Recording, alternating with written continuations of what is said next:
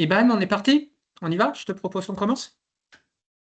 Bonjour à tous pour me présenter. Peut-être que tout le monde me connaît pas parce que je suis nouveau dans la fonction de président du Coréfi Bouvain Nouvelle-Aquitaine, donc éleveur du côté du Pays Basque dans les Pyrénées-Atlantiques en vaches laitières. Vu ma zone géographique, vous êtes au courant que, bien entendu, on a eu quelques soucis sanitaires ces temps-ci qui se sont apaisés, mais qui malheureusement nous fait dire, l'actualité très très récente nous fait dire que ça peut vite repartir. On avait travaillé avec la mandature précédente le souhait en Coréfie de travailler un peu sur sur le devenir des veaux laitiers, qu'on considérait pour beaucoup d'entre nous, et j'en faisais partie comme entre guillemets, presque un poids, que ce soit économique ou un poids même en termes de temps de travail sur l'exploitation. Or, c'est quand même, ça peut être aussi une source de revenus. Et c'est dans ce cadre-là où l'an dernier, on a travaillé à construire une feuille de route, une étude sur les possibilités qu'il peut y avoir sur cette filière-là, sachant que les prix étaient très, très intéressants, que ce soit en termes de prix du lait, mais surtout en termes de prix de viande. En se disant, entre élus et professionnels, que ça nous servirait aussi en temps de crise. Figurez-vous que le temps de crise est très très vite arrivé, surtout pour la partie 64-40, donc sud Nouvelle-Aquitaine, avec cette DNC qui nous a fait obliger, du coup, pour une très grande partie, de limiter les mouvements d'animaux à la zone vaccinale et même côté est du département 64 a carrément sur une certaine période arrêté les mouvements et gardé du coup toutes les sorties qui étaient potentielles, obligé de les garder sur les exploitations.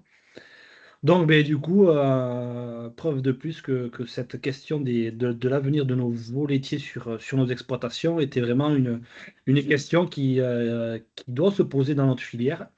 Et du coup, notre rôle en tant que Coréphie Bouvianet, je pense que c'était d'informer les éleveurs, d'informer les différentes structures qui travaillent autour des élevages, mais de ce qui est possible de faire, à la fois d'un point de vue technique, d'un point de vue sanitaire, d'un point de vue économique, voir les débouchés qu'il peut y avoir.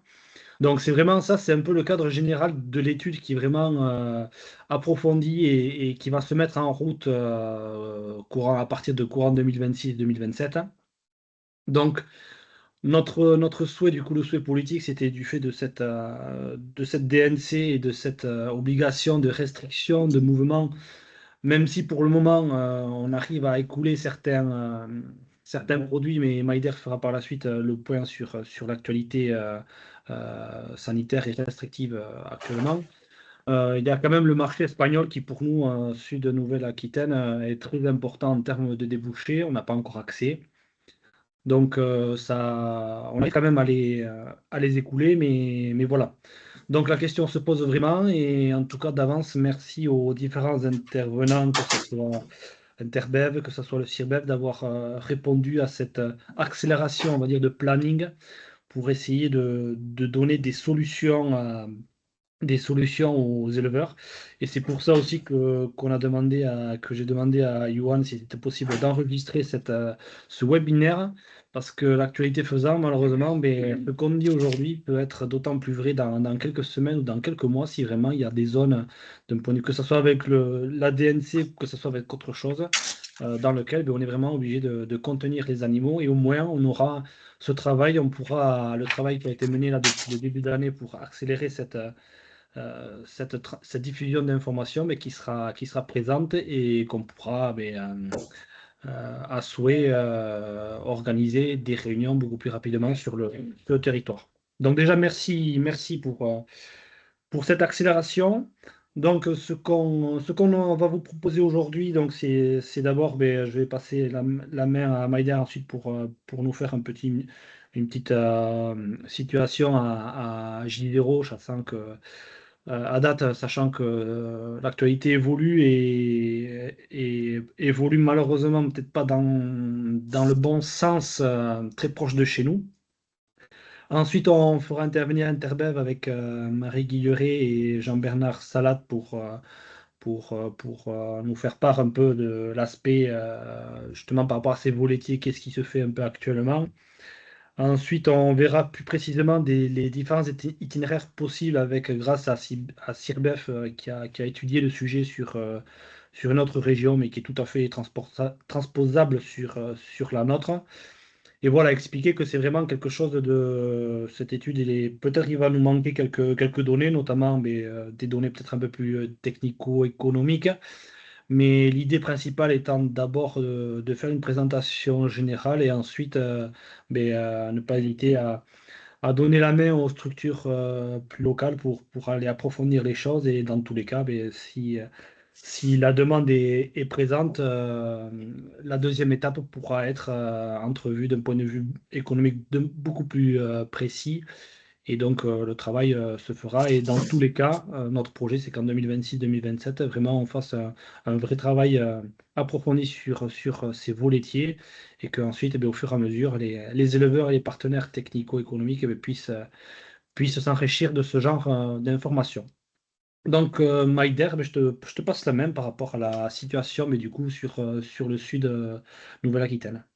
Merci Iban. Bonjour à tous. Donc, je suis Maïder Lapitz. Je suis responsable du service élevage et pastoralisme à la Chambre d'agriculture 64 et en charge des filières herbivores en 640, puisque depuis quelques années maintenant, nous avons plusieurs services communs en 640, aussi bien au niveau de conseil élevage qu'au niveau de bovin croissance ou du service formation, etc. Donc, effectivement, pour nous, les choses se sont accélérées, je dirais, défavorablement depuis le 10 décembre dernier, puisque donc avec l'apparition d'un foyer de DNC dans les Hautes-Pyrénées, 129 communes de notre département de l'Est, de notre département des Pyrénées-Atlantiques, se sont retrouvées précipitées du jour au lendemain en zone réglementée, puisqu'on était concerné, en ce qui nous concerne, par la zone de surveillance des 50 km par rapport à ce foyer. Donc, à partir de ce moment-là, sur ces 129 communes, tous les mouvements d'animaux ont été stoppés, y compris à l'intérieur de la zone, et bien entendu en entrée et en sortie de zone. Puis ensuite, c'est le reste du département des Pyrénées-Atlantiques et du département des Landes en entier qui a rapidement basculé les jours suivants en zone vaccinale 1, avec une obligation de vacciner tous les bovins dès leur naissance, le plus rapidement possible. Et donc là, il y a eu une mobilisation générale et collective des éleveurs et de la profession vétérinaire pour aller vite, puisqu'on avait quand même l'urgence qui était à nos frontières, donc l'urgence sanitaire. Donc, bon, les choses se sont quand même très, très bien organisées. Je dirais que tout le monde a joué le jeu. Tout le monde a compris aussi que l'attente du reste de la France était forte aussi pour créer cette barrière vaccinale. Et puis, ben, on est en première ligne, nous, par rapport à l'Espagne. Donc, voilà, il était important que l'ensemble du massif des Pyrénées élargi voilà, se mobilise.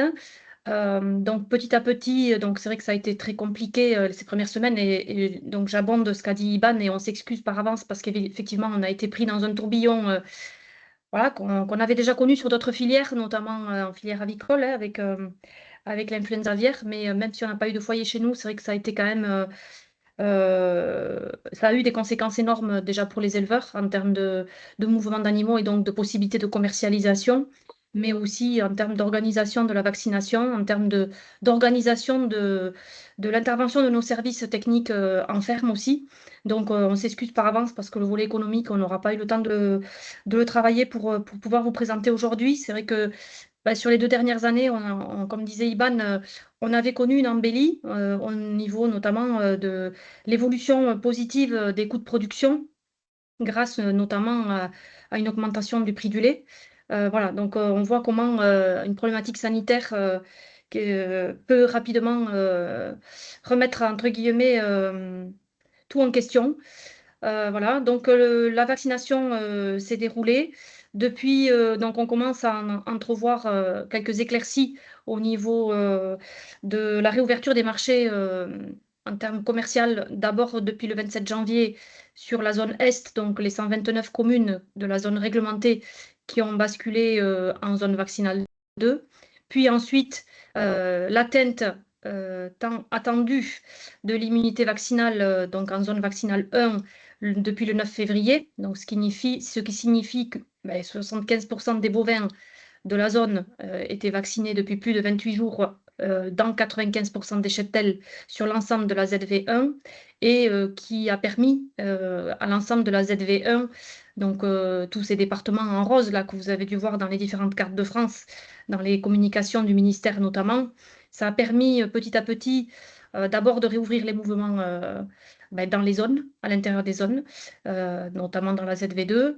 Dans la ZV1, elles avaient été maintenues à l'intérieur de la zone.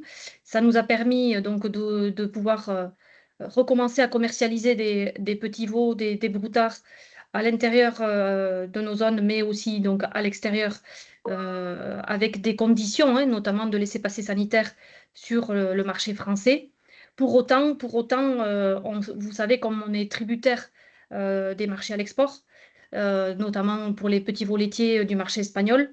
Et ces marchés-là ne sont à ce jour pas encore ouverts pour nous, puisque donc on n'a pas encore atteint les 60 jours post-atteinte immunité vaccinale. Donc, et puis, comme le disait Iban, bon, c'est vrai que de grosses inquiétudes, même si la vaccination est en cours côté espagnol, puisqu'ils ont commencé après nous, mais il y a 500 000 doses de vaccins qui ont été livrées début janvier côté espagnol. Donc la vaccination a démarré de suite avec une vitesse un petit peu différente d'une région autonome à l'autre. Donc évidemment, ça a commencé très fort en Catalogne, qui était concernée puisqu'il y a eu plus de 20 foyers en Catalogne, ou une vingtaine de foyers, Catalogne espagnole. Puis ensuite, plus on arrive vers l'ouest, plus la vaccination avançait plus lentement. Donc on était, il y a une quinzaine de jours, à quasiment 100% en ZV2 côté Catalogne. Et à l'autre bout, sur la communauté autonome d'Euskadi, on était un peu plus de 50%. On était entre 75 et 80% sur l'Aragon. Et la mauvaise nouvelle est arrivée donc, il y a une semaine, donc samedi dernier, le 28 février, puisqu'un un foyer a été détecté en Aragon, dans le nord de l'Aragon, sur la commune de Fiscal, sur un troupeau de 133 bovins non vaccinés. Et donc, de fait, ça a conduit à repasser 26 communes des Hautes-Pyrénées en zone de surveillance. Donc, à redémarrer à zéro les 45 jours, 45 jours concernant la possibilité de mouvement d'animaux. Donc, ces 26 communes-là sont repassées en zone de surveillance. Et malgré le fait qu'il y ait une vaccination et que l'immunité vaccinale ait été acquise, aujourd'hui, les mouvements sont à nouveau restreints en entrée et en sortie de cette zone sur ces 26 communes. Donc on voit quand même que la situation côté espagnol, donc il y a eu un second foyer a priori dans les jours qui ont suivi. Donc la situation n'est pas stabilisée côté espagnol. Ils ont mis les bouchées doubles pour accélérer sur la vaccination, mais il va encore passer quelques jours le temps que l'immunité vaccinale soit également acquise sur tout le versant espagnol des Pyrénées. Donc on voit que la situation reste fragile et donc il faut effectivement mettre un coup d'accélérateur sur ce projet de valorisation des veaux laitiers. Voilà, il faut que ça nous serve aussi de leçon. C'est des projets qui étaient là déjà avant, qu'on accélère du fait d'une situation sanitaire qui se dégrade rapidement. Et donc, voilà, il faut qu'on arrive vraiment à concrétiser aujourd'hui ces projets-là.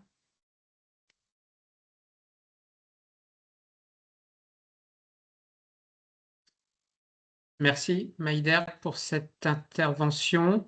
Je propose, je ne sais pas s'il y a des questions. S'il n'y a pas de questions, je n'ai pas vu de main levée.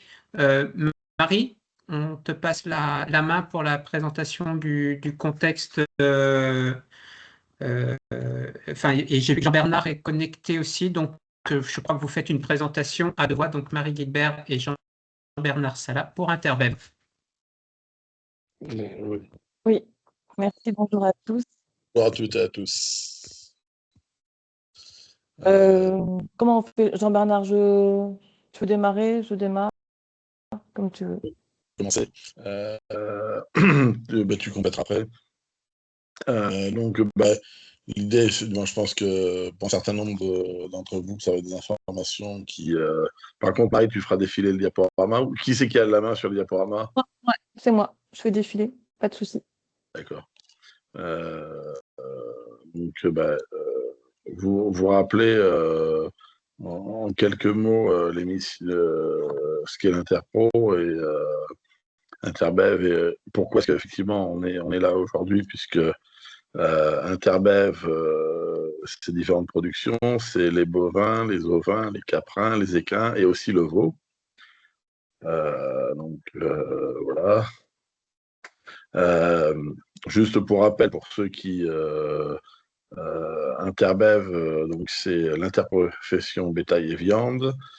Donc c'est vrai que c'est pour ça qu'on n'est pas forcément en lien direct avec la partie laitière, même si la partie veau est quelque chose d'important pour la région. Donc on est composé entre quatre familles, mais vous avez pu voir le diaporama précédemment, puisqu'on va de la production jusqu'à la distribution. Vous savez, pour rappel,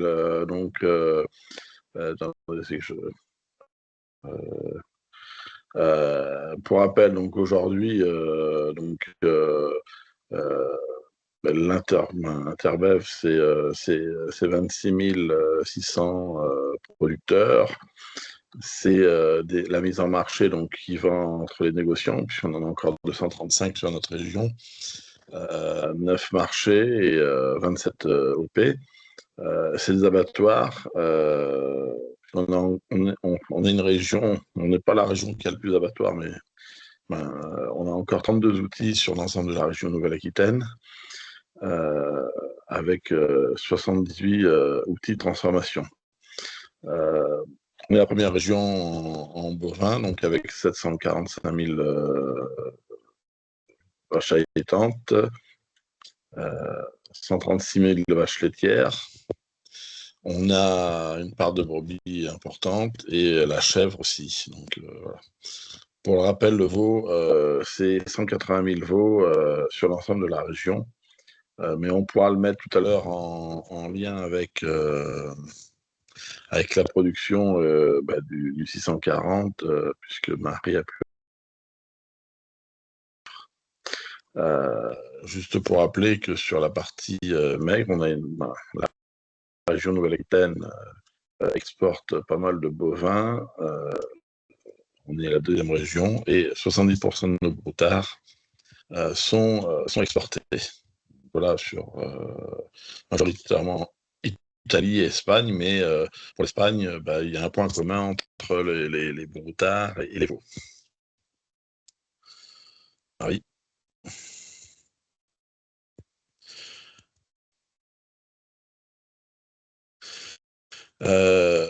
Déjà, rappeler quelques faits, c'est qu'aujourd'hui, alors là, on parle bien de viande globale. Le français, la consommation moyenne, la consommation de viande au niveau national se maintient, voire augmente en France.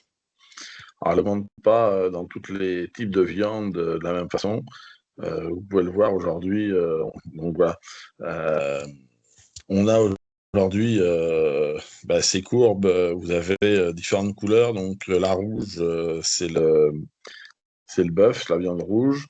Donc on voit qu'il y a un léger effritement du bœuf comme du porc, puisque la courbe rose, où on est à 0,2 ou 0,8 de moins par an, mais c'est plutôt relativement stable dans le temps. Par contre, on voit bien qu'il y a une évolution positive, c'est sur la volaille. Mais ça, tout le monde s'en est rendu compte avec une augmentation de 3% par an.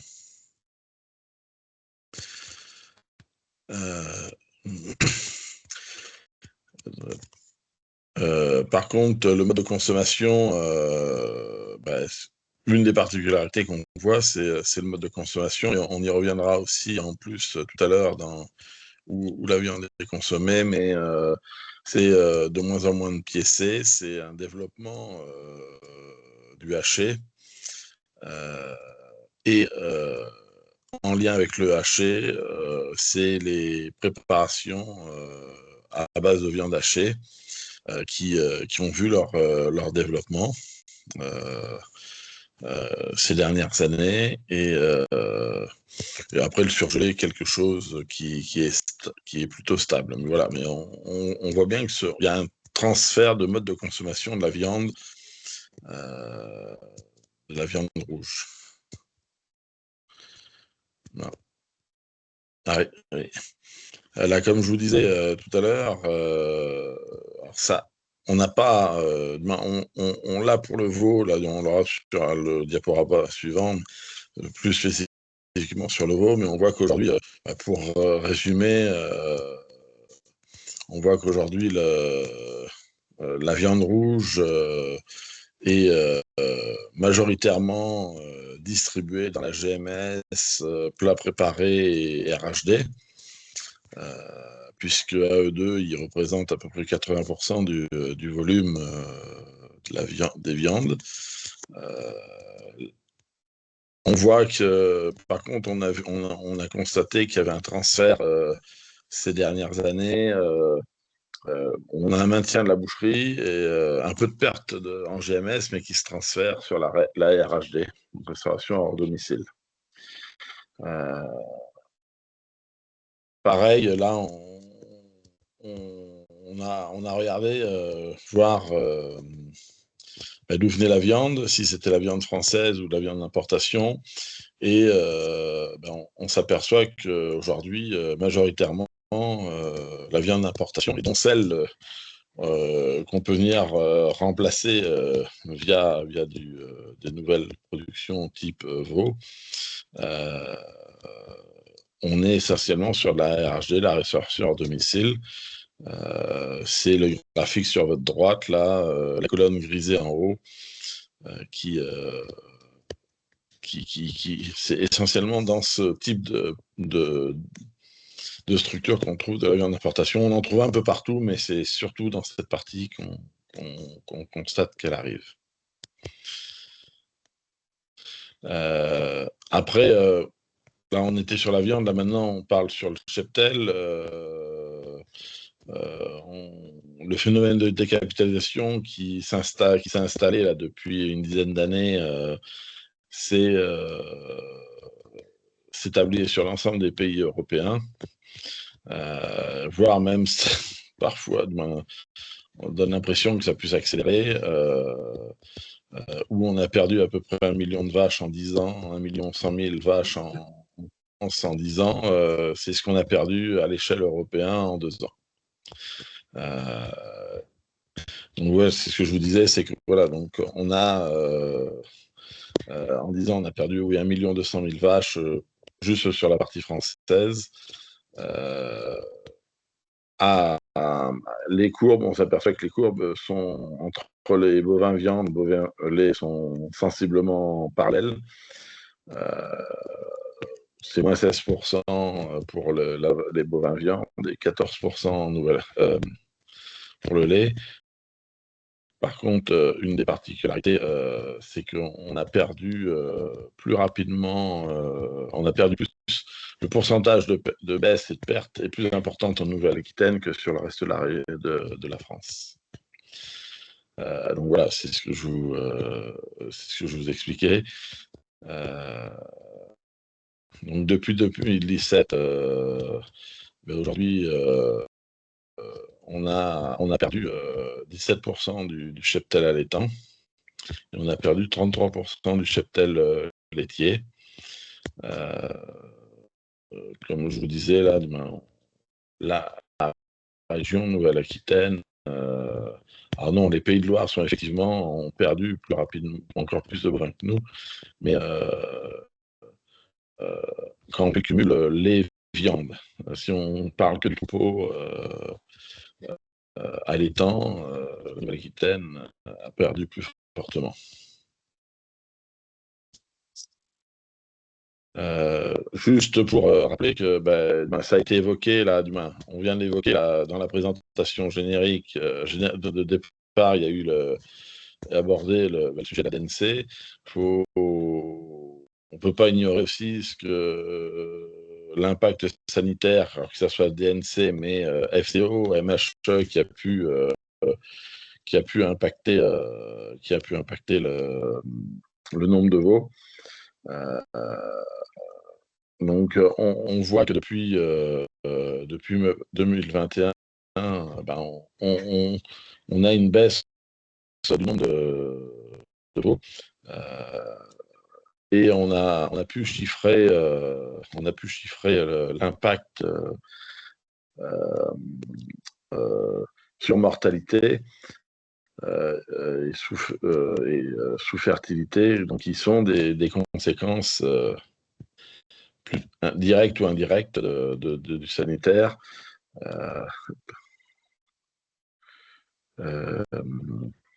Donc c'est comme ça qu'aujourd'hui, ben, on sait qu'on a perdu en 2024 8%, Nouvelle-Aquitaine 8% par rapport à 2023. On a 8% de veaux en moins, dont ça représente 1 800 veaux, dont 48 000 qui sont dus à l'impact sanitaire.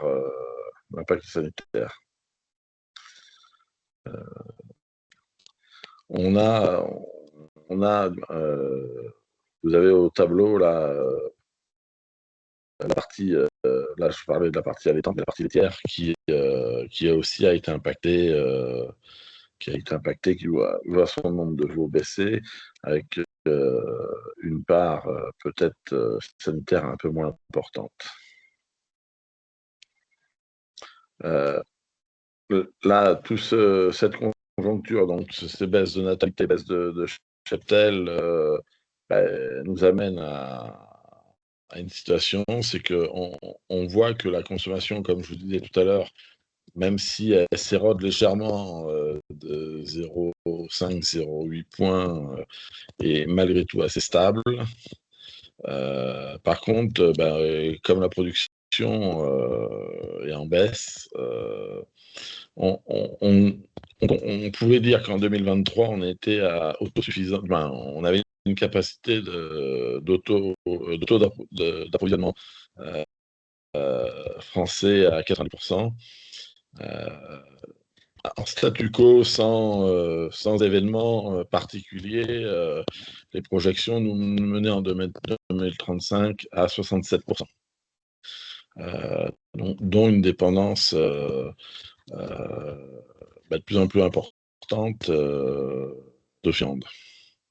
Et c'est là, effectivement, donc, dans le cas du plan de souveraineté alimentaire qui a été engagé, l'interprofession Interbev s'est fixé 3 challenges pour relever le défi ou participer à l'effort de souveraineté alimentaire qui est demandé à l'ensemble des productions.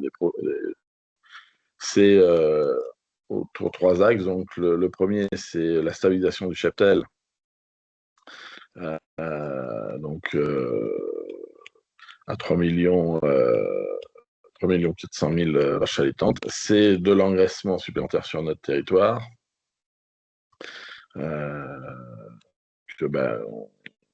L'objectif, c'est de pouvoir avoir 80 000 bovins supplémentaires en France. C'est l'engraissement, il va à partir des races allaitantes, mais y compris avec les races laitières autour du givet ou du bœuf laitier. Un deuxième axe pour cette souveraineté, c'est la promotion française dans la consommation. Il y a effectivement, la loi Egalim qui impose un certain nombre de critères pour l'alimentation, entre autres RHD, et c'est de pouvoir mettre en avant cette viande française avec ses qualités. Enfin, le dernier point, c'est de mettre en avant nos modèles d'élevage qui sont majoritairement autonome avec un système herbagé dominant.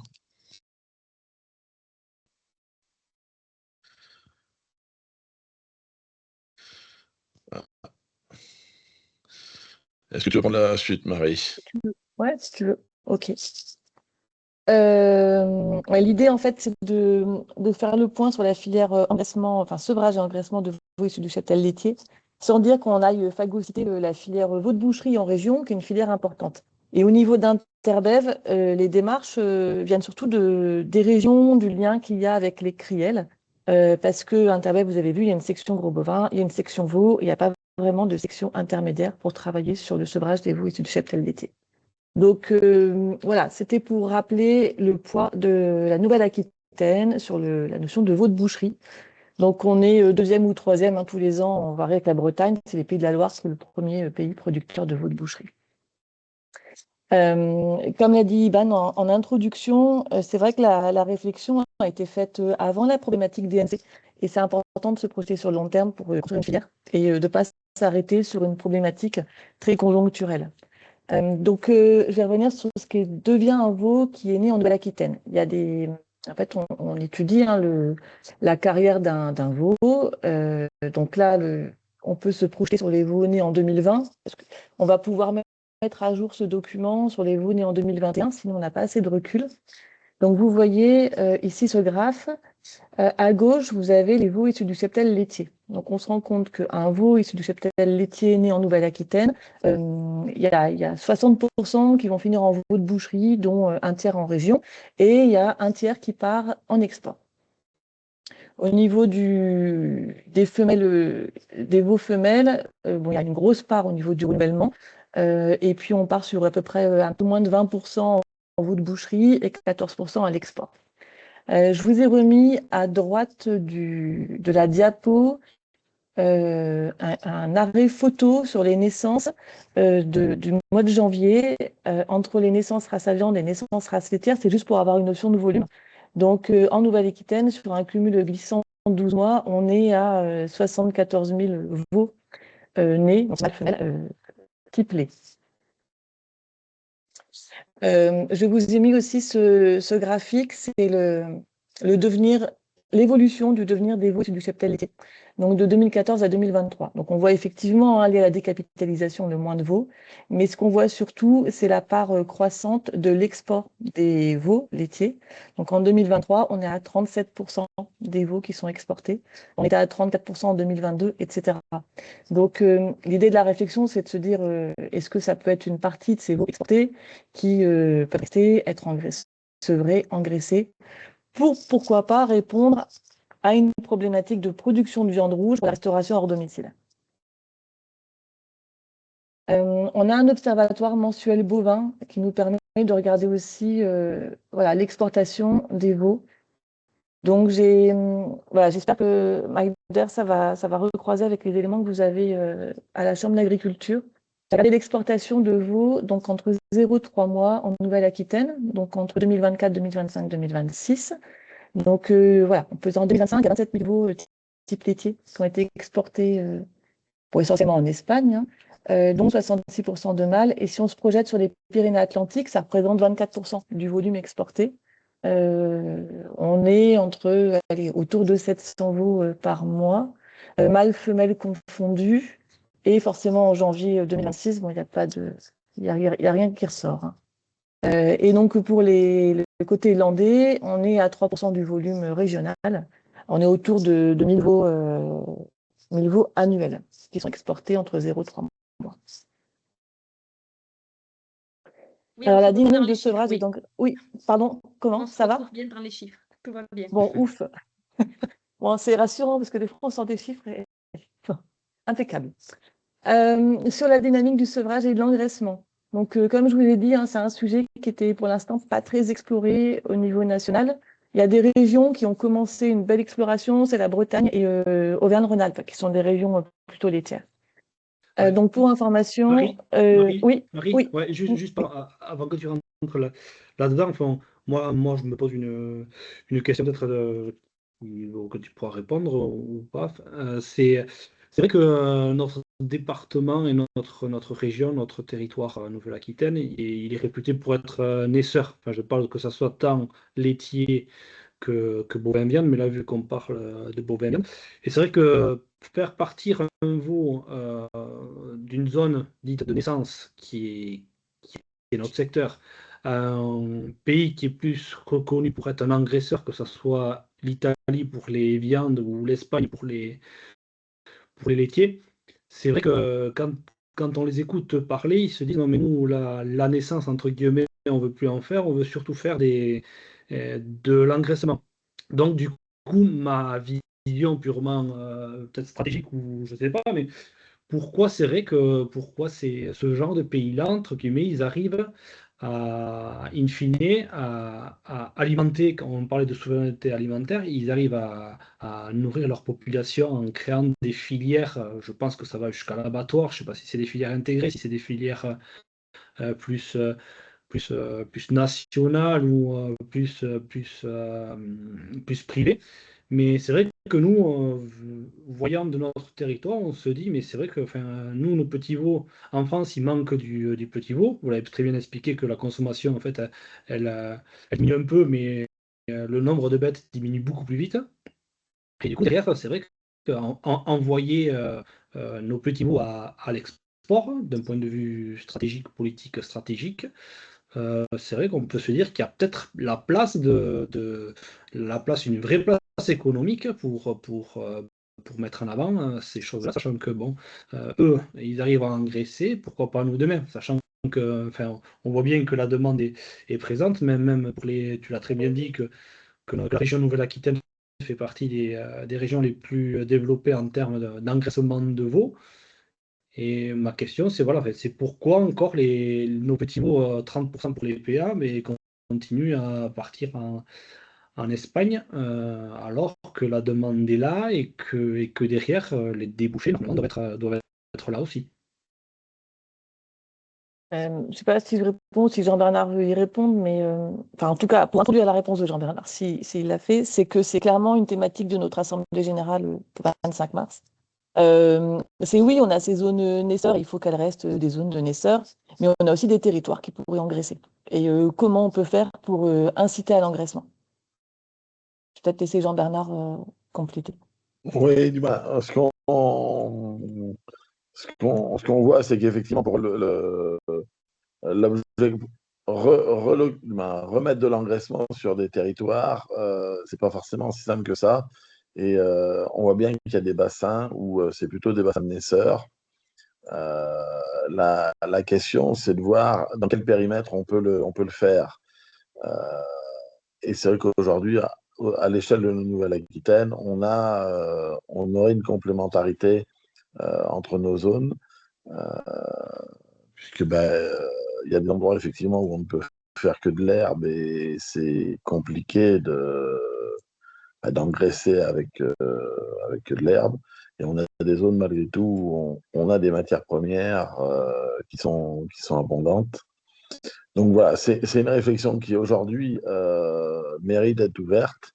La question, c'est effectivement dans quel périmètre on veut faire on veut aller. Si on veut raisonner effectivement qu'à l'échelle d'un département, ça va être un peu plus compliqué, même si sur des départements, on peut avoir des complémentarités.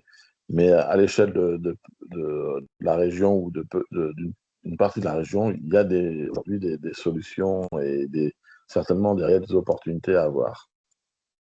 Ouais, c'est pour ça qu'on va essayer d'avoir une table ronde assez riche, que ce soit en termes de financement aussi, parce que pour financer la recapitalisation, financer l'engraissement, explorer la prise de risque qu'un éleveur a entre vendre un broutard ou vendre un veau et puis engraisser. Et puis aussi, c'est le maintien de tous nos outils sur le territoire et la vie économique, quoi. Une question, Marie, Jean-Bernard, c'est quand on a commencé à apporter notre dossier de valorisation du veau laitier, on a ressenti quelques remarques ou craintes, inquiétudes que l'engraissement du veau laitier sur notre territoire puisse être en concurrence avec l'engraissement de veaux allaitants sur ce même territoire. Quelle est la position d'Interbef par rapport à ça? Là, aujourd'hui, oui, Non, Marie là, reçoit, Ouais, je reçois la SAC. C'est ce que je vous ai dit tout à l'heure.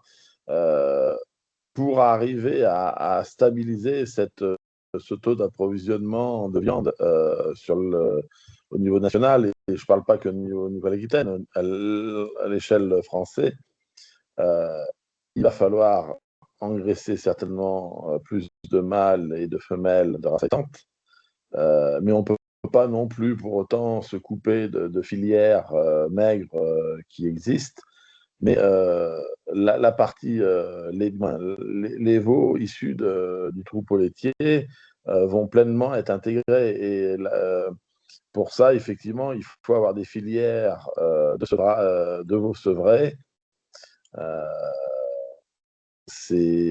Donc voilà, il n'y a pas de contradiction. Ce ne sera pas l'un au détriment de l'autre.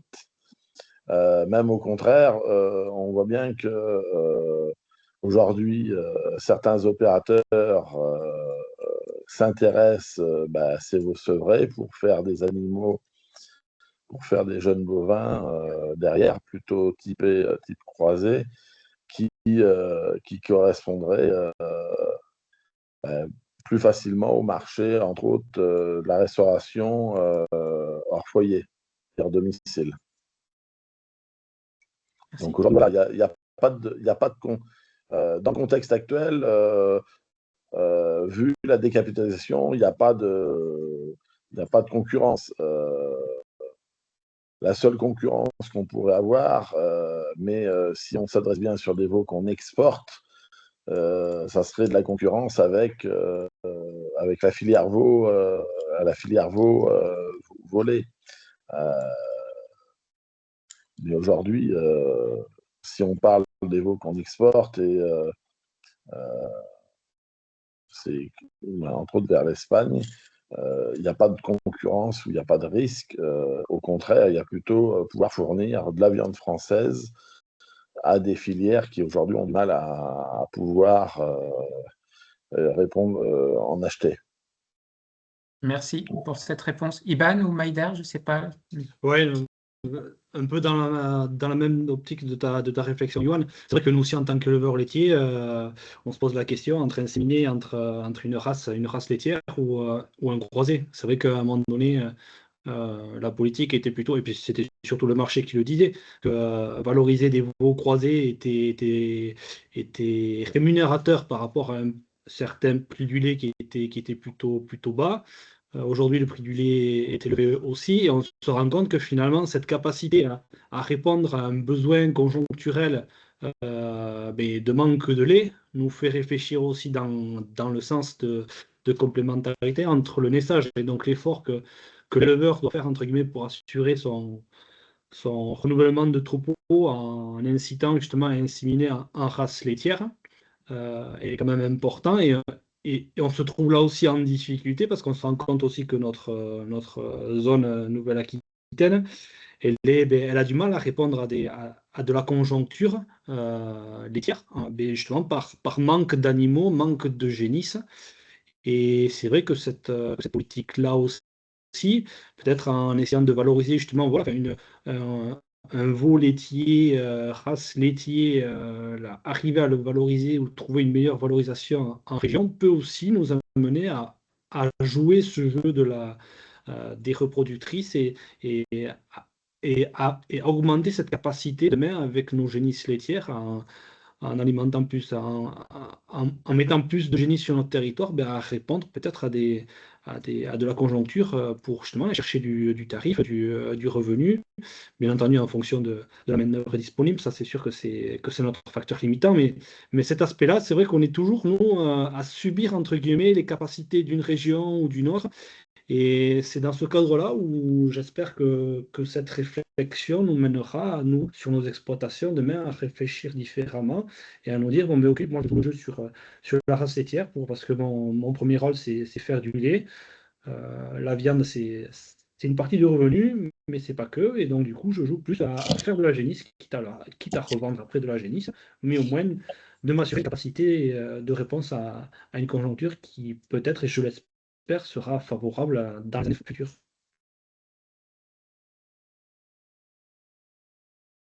Marie, tu continues? Parce qu'après, il Oui, faudra je qu'on enchaîne continue. avec la Ouais, présentation de Frédéric. ok.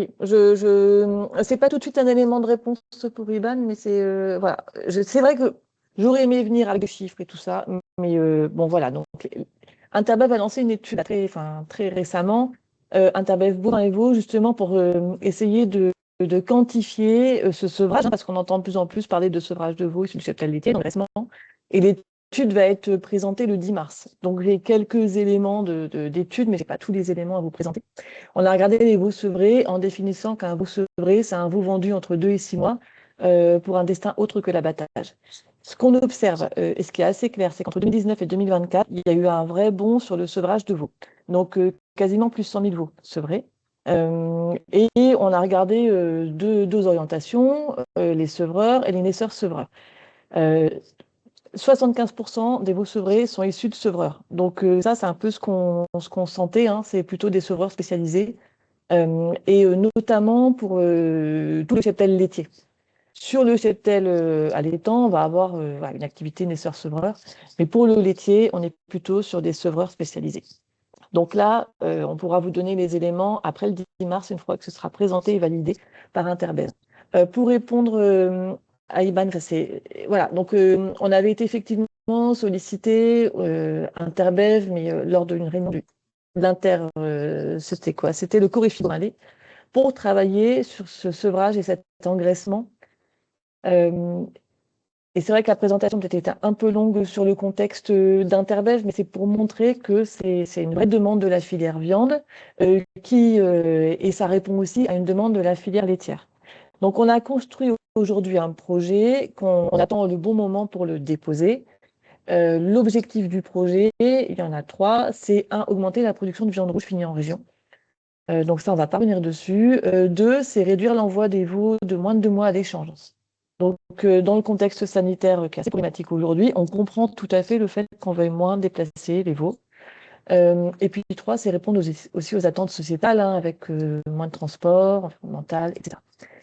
On va travailler sur un plan d'action qui est vraiment multipartenarial, parce qu'on est sur un dossier qui a été construit donc voilà, par la filière viande, la filière lait, mais aussi par les chambres d'agriculture. Il y a l'IDEL qui s'est positionné en tant que partenaire, et il y a la FRGDS.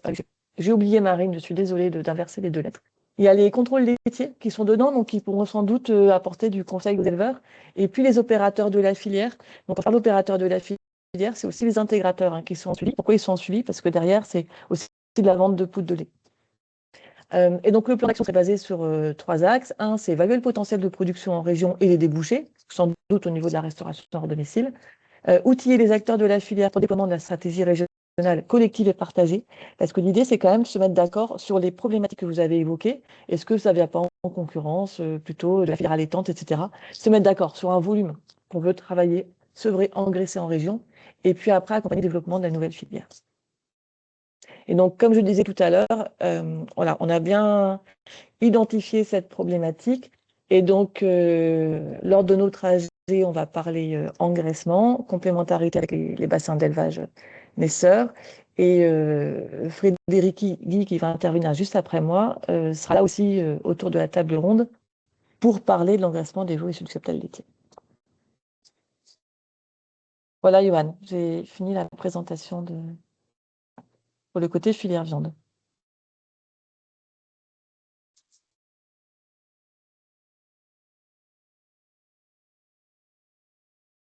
Ah, pardon, oui. Merci Marie et Jean-Bernard. Est-ce qu'il y a des questions pour Interbev ou est-ce qu'on passe directement à la présentation de Frédéric que je laisserai se présenter plus en détail? Non, pas de main levée, donc Frédéric, Bon. c'est à vous. Je suis. Vous m'entendez? C'est bon? Oui. Je suis Frédéric Guy, je travaille à l'Institut d'élevage, au service production de viande, et je suis mis à disposition du CIRBIF et je vais vous expliquer ce qu'est le CIRBIF avec ma présentation, notamment. Et je vais vous présenter, je vais vous partager mon écran. Est-ce que c'est tout bon pour vous là? C'est parfait, on voit bien. Très bien. Donc j'excuse Sylvie Brouard, chef de service, qui n'a pas pu être présente, mais qui est en lien étroit avec ce qu'on a déjà pu présenter et ce que l'on va présenter lors de l'AG Interbev Nouvelle-Aquitaine. Donc du coup, le CIRBIF, c'est quoi? C'est disposer d'un site XP dédié justement à la valorisation des veaux issus du cheptel laitier. Et cette demande, elle a émané dans le milieu des années 2010, notamment, donc en Bretagne. La Bretagne, c'est 720 000 vaches laitières pour 95 000 vaches allaitantes. Donc ça vous donne un peu le poids de la production laitière face à la production allaitante. Du coup, vous comprendrez pourquoi il y a eu ces demandes. Donc c'était une demande de la FNPL, la Fédération nationale des producteurs laitiers, d'investir dans la production de viande rouge pour permettre une meilleure valorisation des veaux laitiers. Dans les années 2010, je ne vous refais pas le match, mais le prix du veau laitier n'était pas ce que l'on connaît aujourd'hui. Et parallèlement, il y avait une demande des abatteurs pour développer un segment, notamment pour la RHD, pour produire des carcasses légères et bien persillées.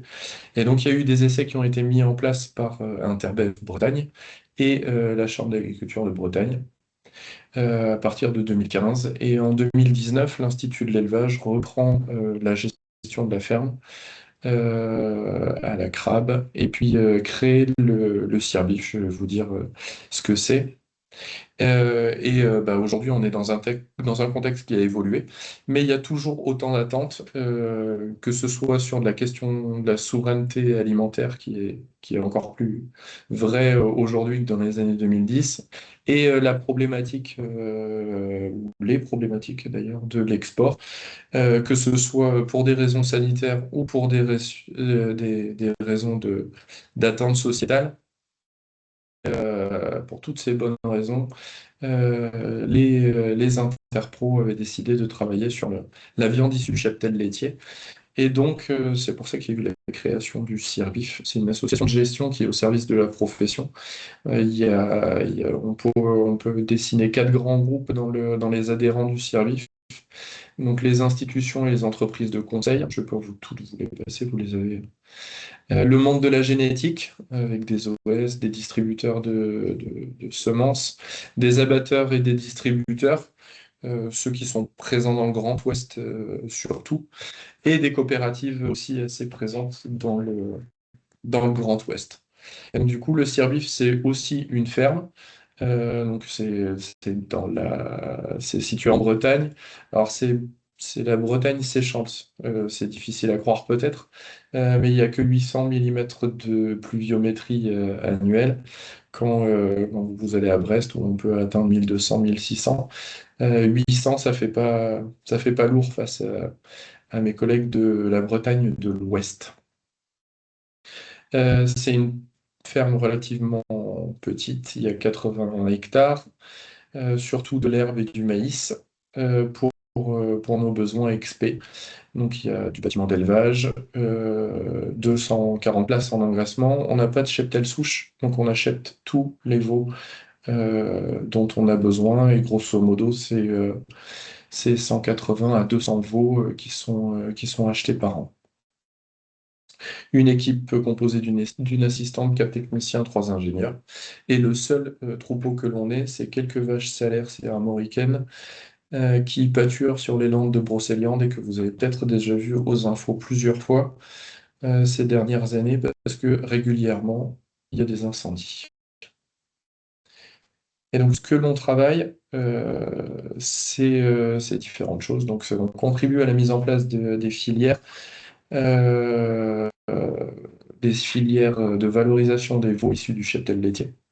On actualise aussi des références type itinéraire des jeunes bovins laitiers purs.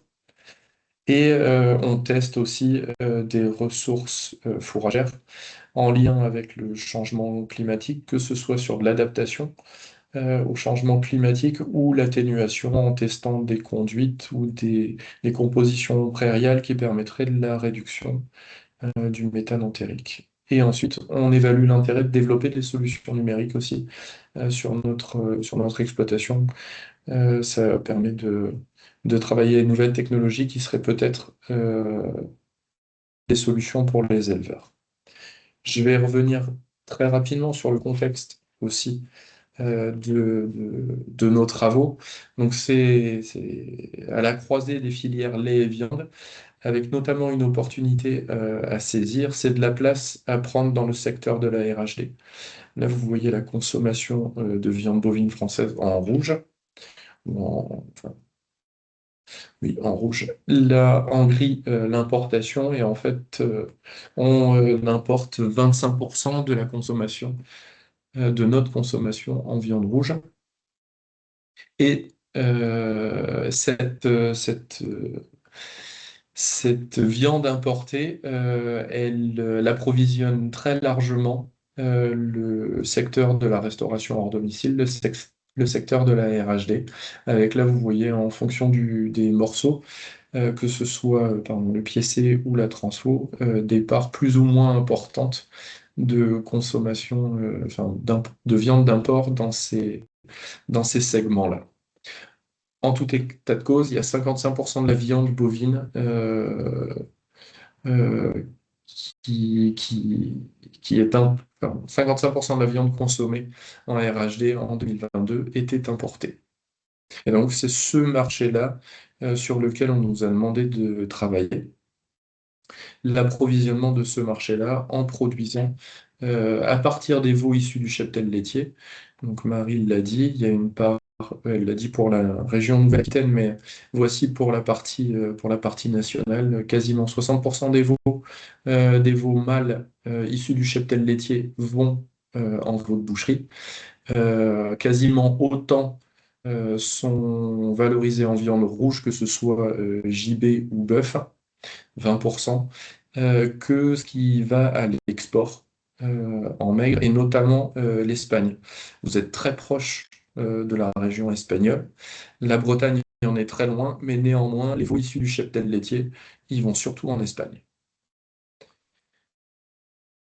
Et donc, du coup, là, c'est les exportations nationales. En 2014, ça représentait 145 000 veaux qui partaient notamment vers l'Espagne. En 2024, c'est 345 000 veaux qui partent. Et donc, ça a été multiplié par quasiment 2,5 fois. Et donc, c'est pour ça que les interpros se sont dit, est-ce qu'on ne pourrait pas produire de la viande à partir de ces veaux que l'on exporte pour éviter d'importer de la viande, notamment d'Allemagne.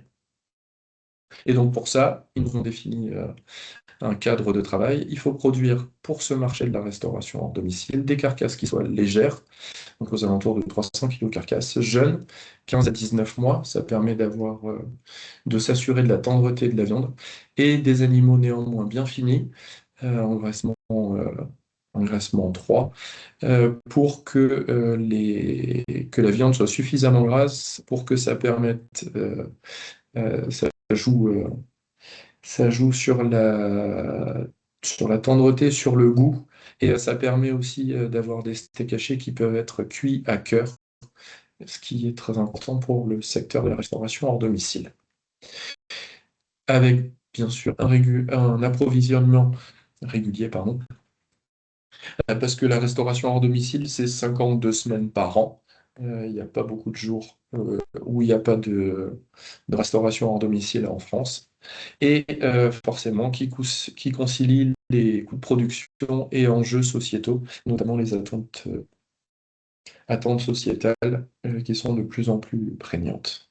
Donc là, je vous ai juste remis les volumes par catégorie commerciale si ça vous intéresse. Mais ce qu'il faut retenir, c'est que 80% de la viande importée, c'est de la viande de génisses et de vaches laitières, notamment d'Allemagne.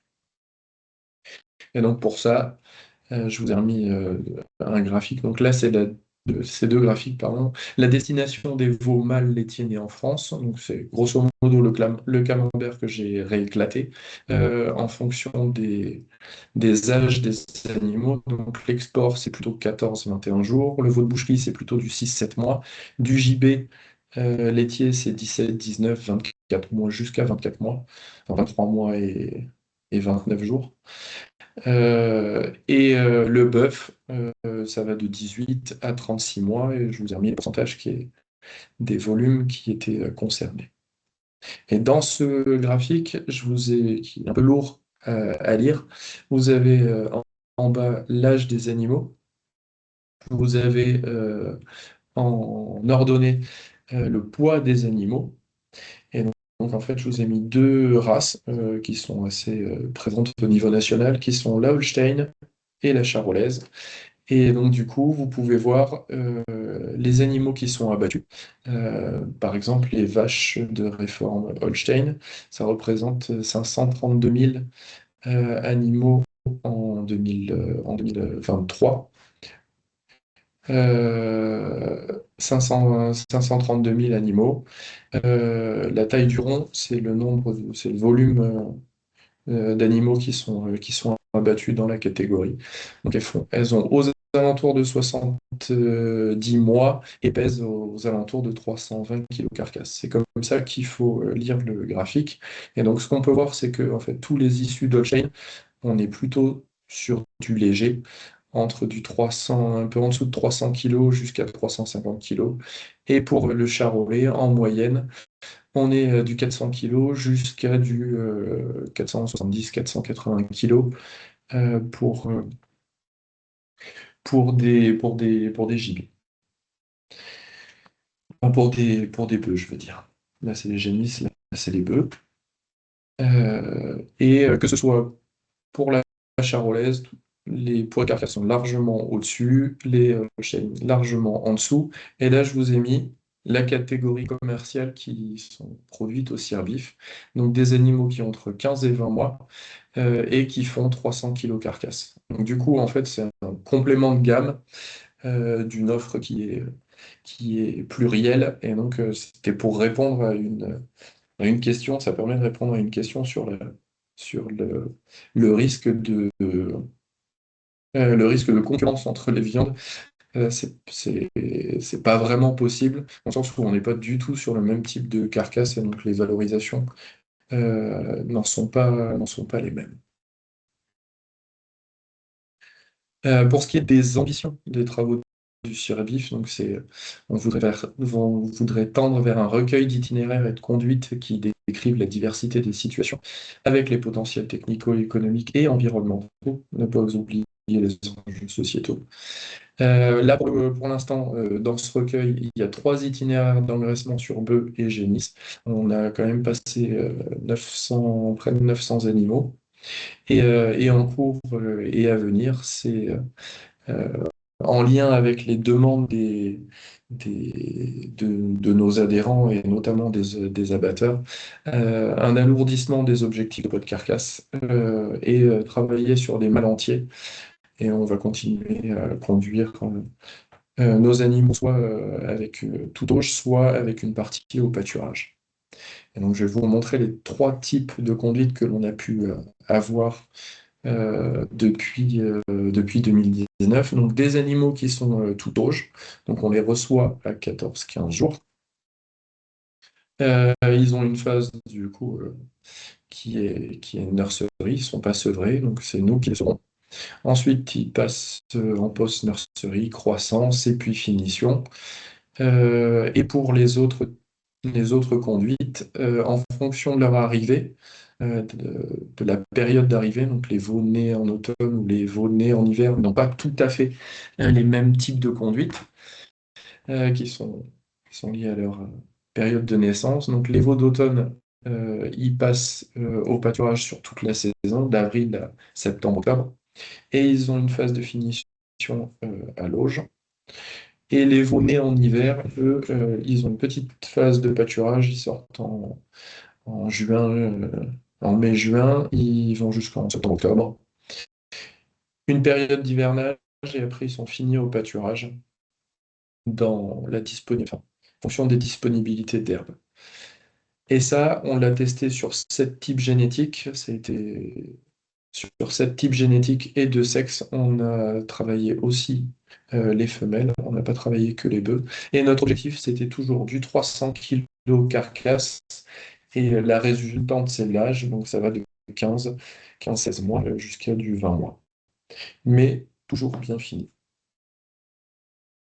Une autre conduite que l'on a, c'est sur des JB All-Chain, où on nous a demandé de retravailler les conduites, les références notamment, qui datent de 15 à 20 ans. Et la génétique Holstein bouge en, en 20 ans. Et donc, du coup, c'était quel est l'impact sur les capacités des JB à produire de la viande. Et donc, on a deux types d'animaux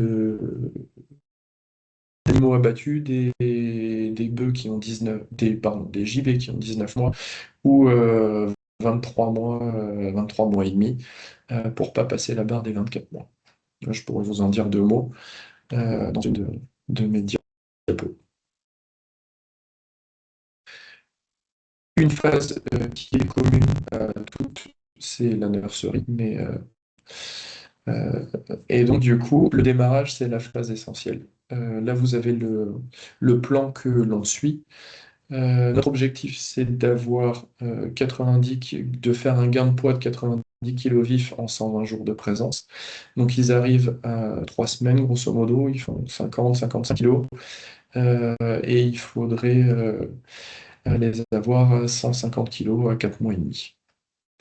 Et donc, pour ça, nous, on a un plan d'allaitement relativement simplifié. La première semaine de leur arrivée, ils sont à 2 buvées par jour. Et à la fin de la première semaine, ils passent sur une buvée par jour et ils sont sevrés 56 jours après leur arrivée, 8 semaines après.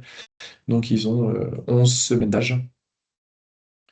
Si vous trouvez que c'est plus parlant pour vous par rapport à vos génisses de renouvellement notamment. Il faut savoir que les veaux, ils sont passés en centre d'allottement. Donc ils ont vu quelques congénères. La plupart du temps, ils sont ramassés le lundi ou le mardi et ils arrivent chez nous mercredi ou jeudi.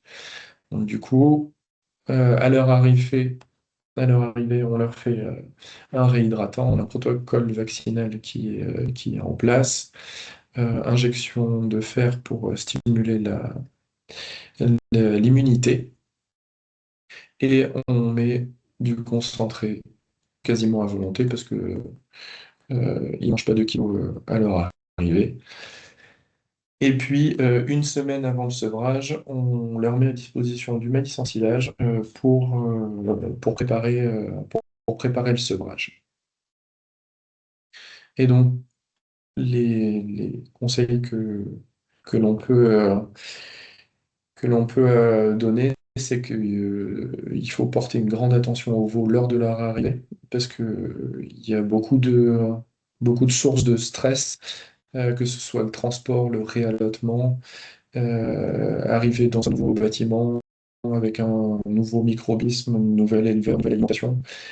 On a des lots de 60 veaux, grosso modo, il y a 60 veaux, il y a 60 élevages. Et donc c'est un peu la crèche au départ. Ils font leur immunité.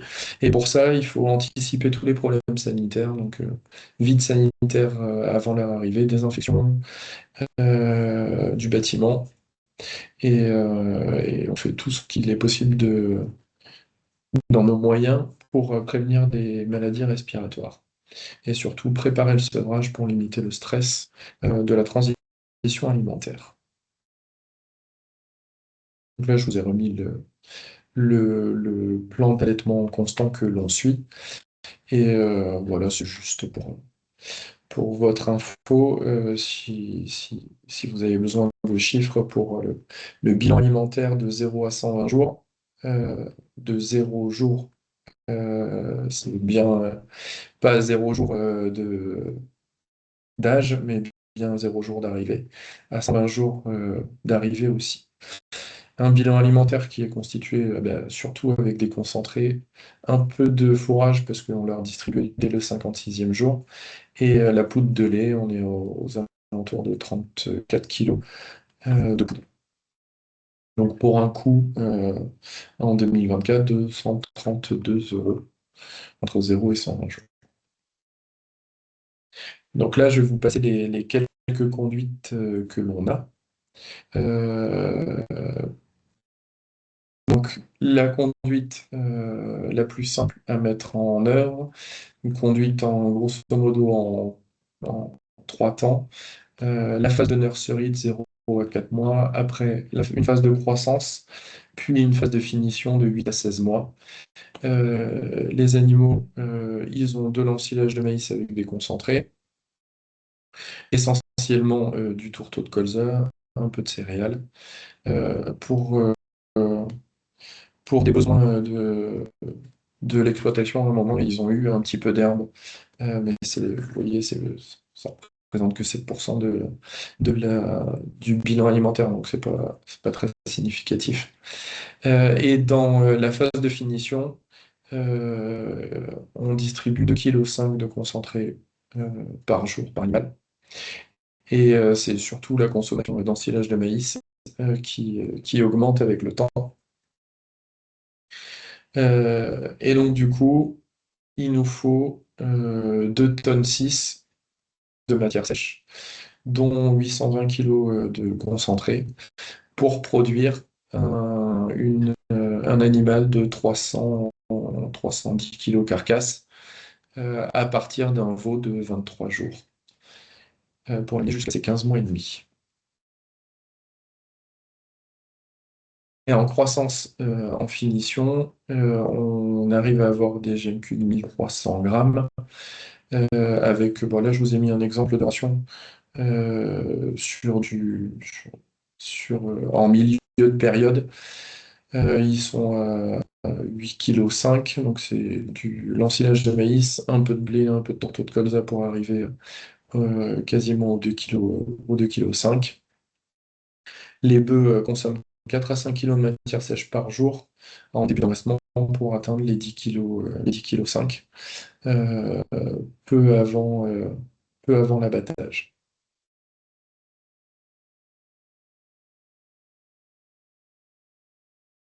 Dans nos, dans nos conduites plutôt herbagères, je vais vous montrer ce qu'il en a été. Toujours, ils arrivent à 15 jours, 3 semaines, ils ont leur phase de nurserie, post-nurserie, et puis dès qu'on peut, on les met à l'herbe. Je vous ai dit qu'on était en Bretagne séchante, donc à un moment, il n'y a plus d'herbe. On distribue ou non, enfin, on affourrage. On peut affourager soit avec une ration hivernale, soit maintenant on fait surtout avec de l'enrubanage. Donc on n'a pas tout à fait ces performances. C'est un peu plus faible. Mais on arrive néanmoins à finir les animaux en mars, fin février, début mars. On arrive à finir les animaux. Donc on a des phases de croissance qui sont aux alentours de 1000 grammes au pâturage et surtout aux alentours de 1500 grammes en finition avec une croissance compensatrice. Pour les génisses, je vous l'ai dit, on a testé aussi. Il faut un peu plus de temps pour qu'elles atteignent les objectifs de 300 kg carcasse. Il leur faut pas loin de 18 mois, quand pour les bœufs, il leur faut 17 mois. Avec ces conduites, en fait, on est à 30% d'ensilage de maïs dans la ration, enfin sur le bilan alimentaire total de l'animal, 30% d'ensilage de maïs, grosso modo 25% d'herbes conservées, 25% d'herbes pâturées et 20% de concentré. Vous voyez qu'en régime hivernal, elles ont 50 les animaux ont 50% d'ensilage de maïs, 50% d'ensilage d'herbe et une complémentation adéquate pour équilibrer la ration. On est sur un bilan alimentaire de 3 tonnes de matière sèche ingérée, dont quasiment 800 kg de concentré.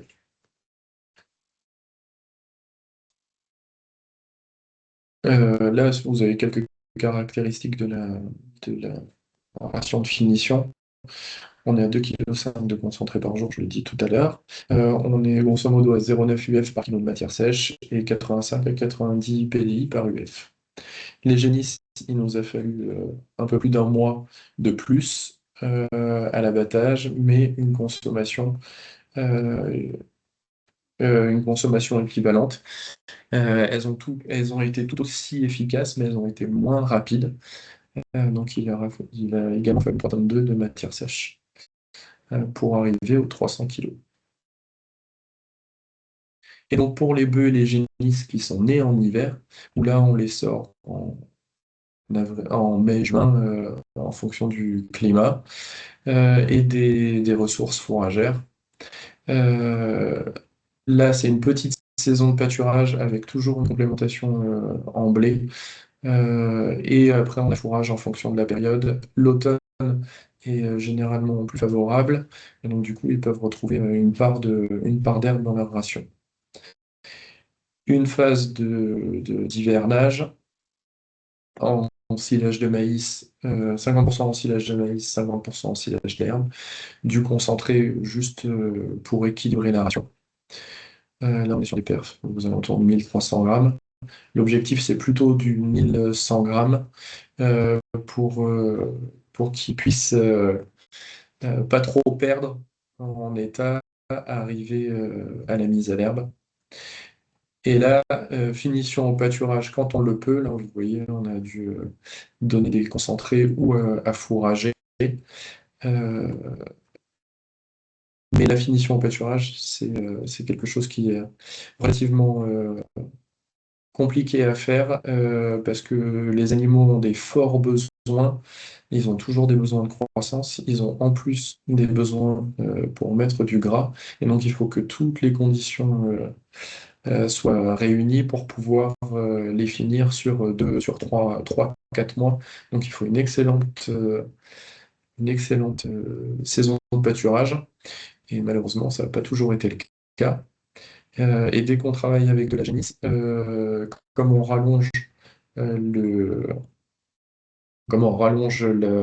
durée de détention, on se retrouve à finalement devoir les, les remettre en bâtiment parce que on n'a pas réussi à les finir au pâturage. Grosso modo, c'est compliqué de finir un animal au pâturage dans ces conditions s'il y a plus de 100 kg vifs à prendre sur la période de pâturage. Donc en fait, c'est dès la mise à l'herbe, grosso modo, on sait si on va réussir ou non à les finir à l'herbe. Dès qu'il y a plus de 100 kg à mettre, ça va être quand même très compliqué. Donc du coup, ça c'est pour un bilan pour les bœufs. Donc là, il y a beaucoup plus d'herbe dans la ration, il y a 60% d'herbe de la ration, 20% d'herbe conservée, quasiment 40% d'herbe pâturée, 20% d'ensilage de maïs et autant de concentré. Les génisses, elles ont été abattues grosso modo un mois et demi plus tard, donc pas possible de les finir à l'herbe, même si on est en Bretagne à partir de juillet, on n'a plus d'herbe, donc on les a re-rentrées à l'auge. Et du coup, elles ont consommé un peu plus que les bœufs, elles ont consommé 260 kg de matière sèche de plus. Donc voilà, c'était la mise en garde. Donc, je vous ai fait part, la finition au pâturage, c'est très compliqué dès qu'il y a plus de 100 kg vifs à prendre sur le printemps.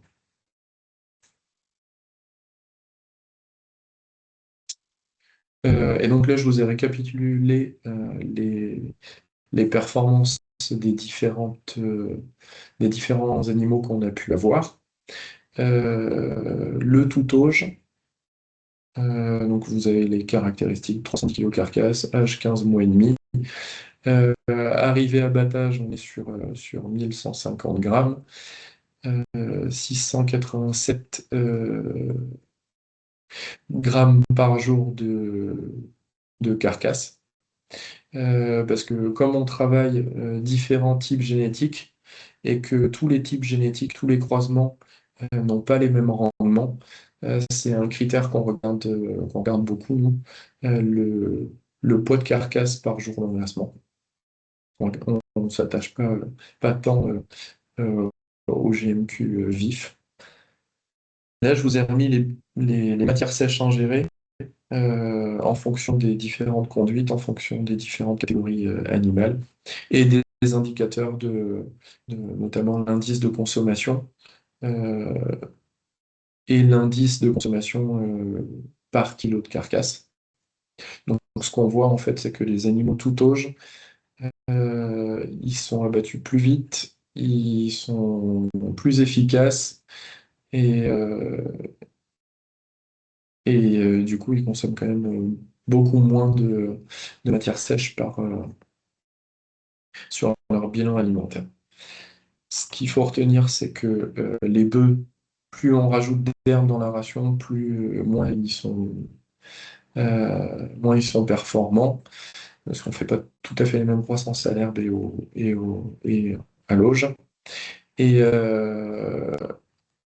les femelles sont toujours aussi également moins performantes que les bœufs, quelles que soient les conduites.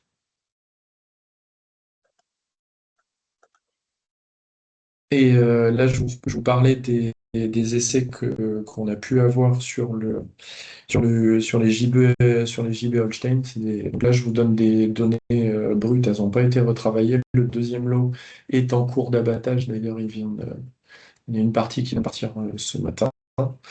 Donc, je vous l'ai dit, on a comparé des animaux qui ont été abattus à 19 mois, d'autres qui ont été abattus à 24 mois. Vous avez là la différence de poids de carcasse. 19 mois, il faisait 373 kg carcasse le premier lot, contre 476 à 24 mois.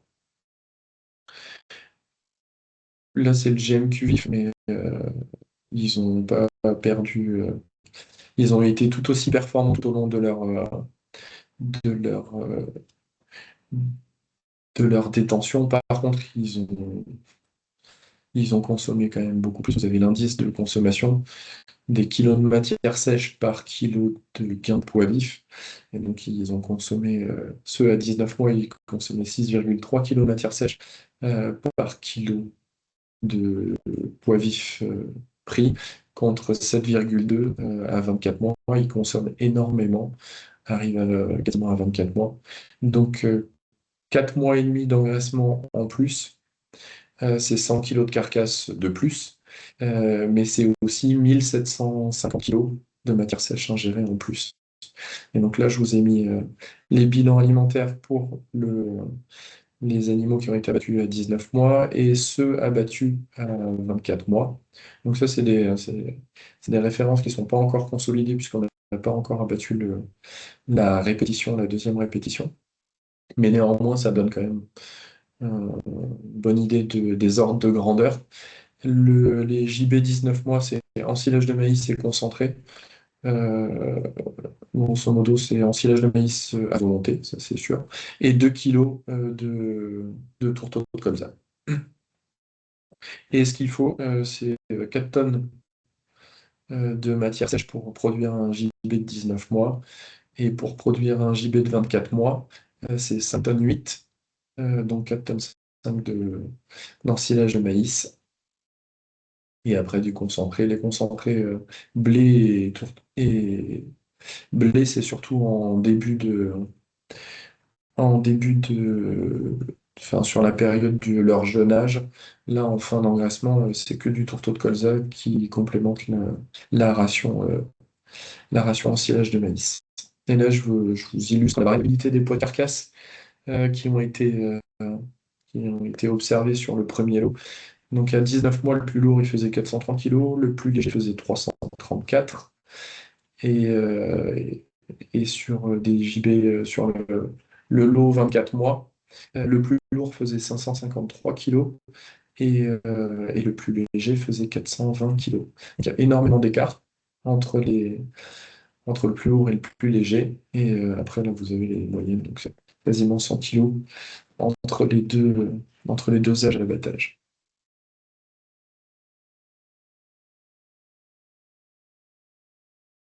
Et du coup, sur le site de l'Institut, notamment l'Institut de l'élevage, vous retrouverez les fiches, les fiches que l'on a produites sur des conduites bœufs et génisses, tout au pâturage, des éléments sur le démarrage sous nourrice qui a été fait par mes collègues du CIRVO. Donc n'hésitez pas, je vais peut-être vous en présenter une pour vous faire voir à quoi elle ressemble. Et pour conclure, finalement, on a des références XP qui sont support à des analyses spécifiques telles que voilà, le questionnement actuel qui nous réunit. Et après, nos données s'enrichissent aussi dans le cadre de projets d'accompagnement de nouvelles filières, que ce soit EGENDU, donc avec Interbev Bretagne, avec les filières de Terrena ou de Terre de Source, qui est un syndicat d'eau de la région rennaise. Et donc peut-être prochainement en Nouvelle-Aquitaine. Et donc du coup, là, j'ai fini pour la partie apport et ce que je voulais vous présenter, c'était, avant de prendre vos questions, c'était la partie... mince, j'ai arrêté le partage plutôt que le diaporama. Je vais vous présenter la constitution de la fiche.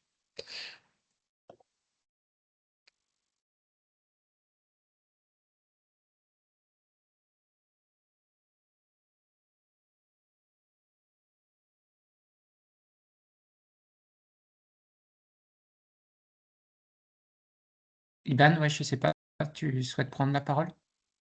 Non, c'était qui termine. C'était par rapport. Non, vas-y, termine Frédéric. Après, Oui, je poserai ma question. oui, bien sûr. Donc là, c'est par exemple la fiche des jeunes bœufs à l'auge, là, 15 mois. Grosso modo, vous allez retrouver les informations que je vous ai mis dans le diaporama. Euh, la conduite telle qu'on l'a faite en fonction des différentes phases, le bilan alimentaire, le kilo, oui, le bilan alimentaire, les surfaces que ça peut générer si on doit garder de ces animaux pour pour des raisons ou pour une autre. Après, là, je vous ai mis c'est les différentes phases, la phase de nursery avec la conduite que l'on a réalisée sur le CIRBIF, la partie croissance et finition, et après on a quelques repères économiques sur un contexte 2023 et plutôt région Bretagne. Et donc je suis tout ouvert si vous avez des questions.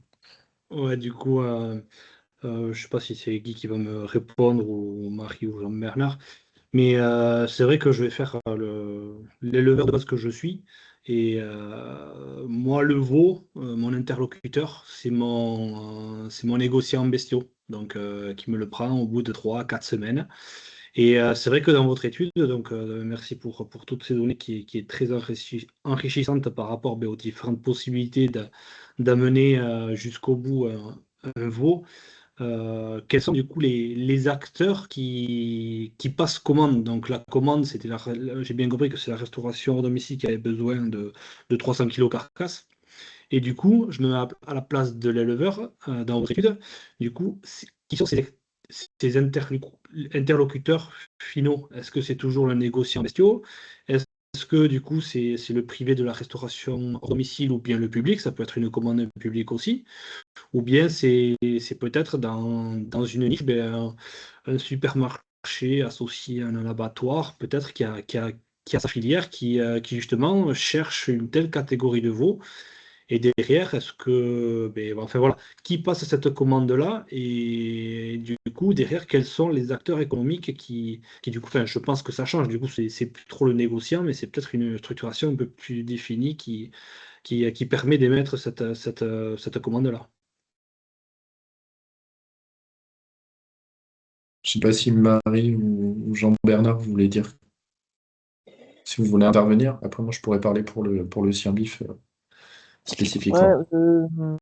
si je peux faire le pendant du projet Zendu en Bretagne, où c'est celui qui a passé la commande, c'est un gros opérateur de la viande français.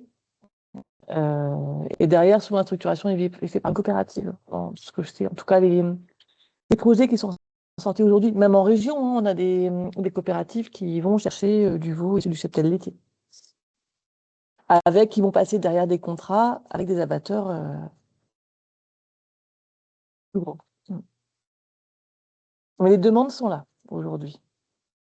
Et l'enjeu de notre programme, c'est vraiment ça, c'est bien d'identifier les opérateurs. Le constat est fait que la demande est là, mais derrière, on parle d'une structuration de filière. Donc, on a des premiers éléments qui sont les itinéraires techniques pour essayer de produire du veau de 300 kilos. Par contre, il faudra qu'on le transpose à nos territoires, aux conditions pédoclimatiques. Et là, c'est ce que Maïder disait, c'est qu'il faudra que les opérateurs se penchent sur les coûts de production, hein, de ces schémas techniques. Et puis derrière, là, ça sera avec Interbev l'objectif de structurer une filière pour que derrière, il y ait une contractualisation qui puisse se mettre en place et que les éleveurs laitiers voient une incitation à s'engager dans ces modes de valorisation. Et derrière, il faut générer de la valeur aussi sur le territoire, hein, c'est bien l'objectif. Et même pour compléter, hein, je dis coopérative, mais on a aussi des privés qui sont intéressés. Je me rappelle, j'ai eu une discussion avec un négociant sur le salon, il me dit qu'il était très intéressé par la démarche aussi. Donc je pense que, me dit Johan, voilà, il faut qu'on arrive à caractériser via l'étude, mais les opérateurs sont attentifs à toute structuration de filière. Je ne sais pas si Jean-Bernard veut compléter. Attends. Ah, attendez. Non, c'est effectivement, moi je partage ce que Marie vient de dire, là, pas plus tard que c'est des discussions là autour du veau là qu'on a pu avoir avec un certain nombre d'opérateurs, pas plus tard qu'au salon où on voit bien qu'il y en a, il y a les opérateurs qui s'intéressent parce qu'effectivement c'est une activité supplémentaire dans leur domaine d'activité. Je pensais plutôt aux producteurs de poudre de lait, entre autres. Mais après, il y a aussi une demande, une réflexion qui est faite par le groupe Bigard. Il n'y a pas que lui. Donc, oui, aujourd'hui, tous voient ce volet intéressant pour eux pour pouvoir assurer des volumes, un marché et des volumes de production supplémentaires.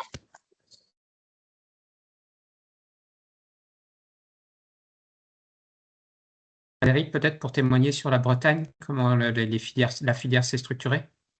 Alors, Marie l'a dit, hein, c'était la première, en tout cas avec Gendu, c'était sous l'impulsion d'un groupe, d'un abatteur qui avait besoin de ça pour offrir à ses clients, en fait, de restauration à domicile, ce type de viande-là.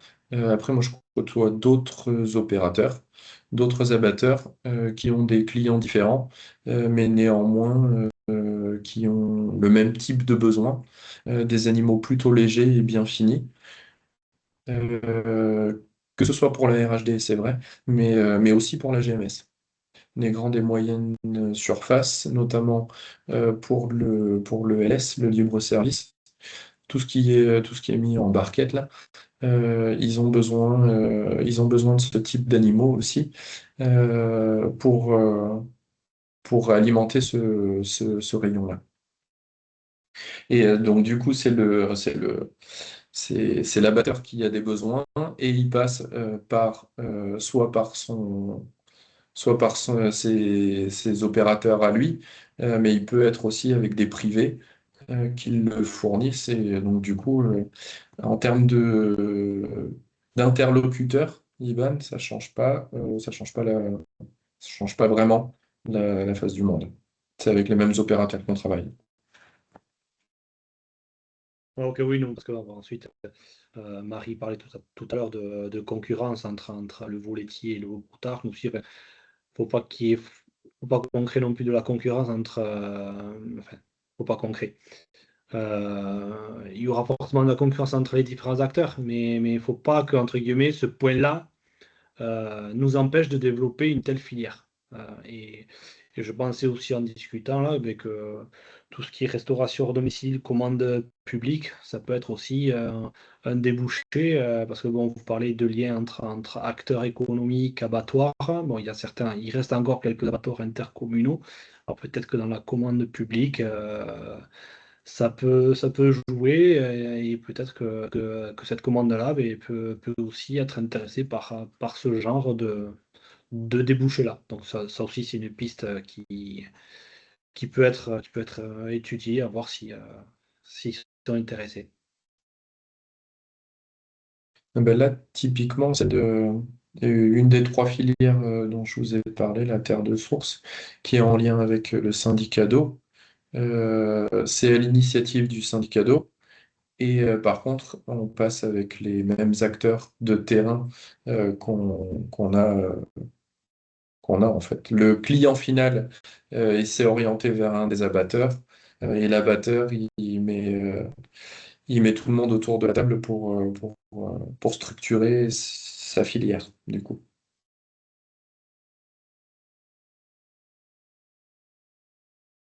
C'est le travail qu'il faudra qu'on fasse de façon multipartenariale demain sur notre région pour structurer cette filière-là. Est-ce qu'il y a d'autres questions?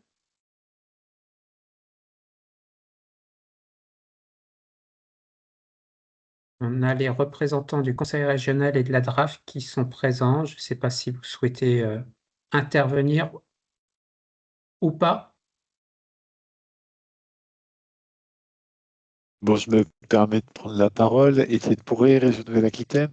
Moi, ça m'apporte une principale question qui me vient à l'esprit, c'est sur les débouchés, mais comment ça se passe au niveau des tarifs, en fait. Peut-être naïvement, je me dis que s'il y a de la viande importée, c'est peut-être elle est moins chère que ce qu'on arrive à produire chez nous, mais c'est peut-être pas le cas. Et donc, est-ce qu'il y a ce côté prix d'achat et voilà, est-ce qu'il est en cohérence avec le coût de production, en gros?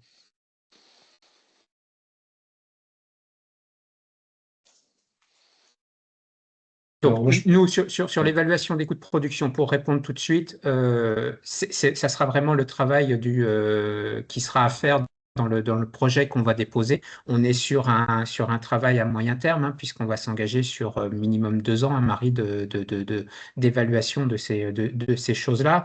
Et puis après, je ne sais pas, vous, Frédéric, vous avez quand même structuré une filière au niveau de la Bretagne. Est-ce que vous arrivez à être compétitif sur ce type de produit? la filière, enfin les filières, que ce soit Egendu ou d'autres, hein, elles ont plutôt tendance à augmenter le nombre d'animaux produits que diminuer, en lien aussi avec la décapitalisation, décheptalisation que connaît la Bretagne aussi, hein, et les autres régions. Et donc du coup, il y a un besoin d'animaux et un contexte de prix de viande qui a quand même fortement évolué. En 2020, les premiers bœufs que j'ai vendus, c'était aux alentours de 3,20,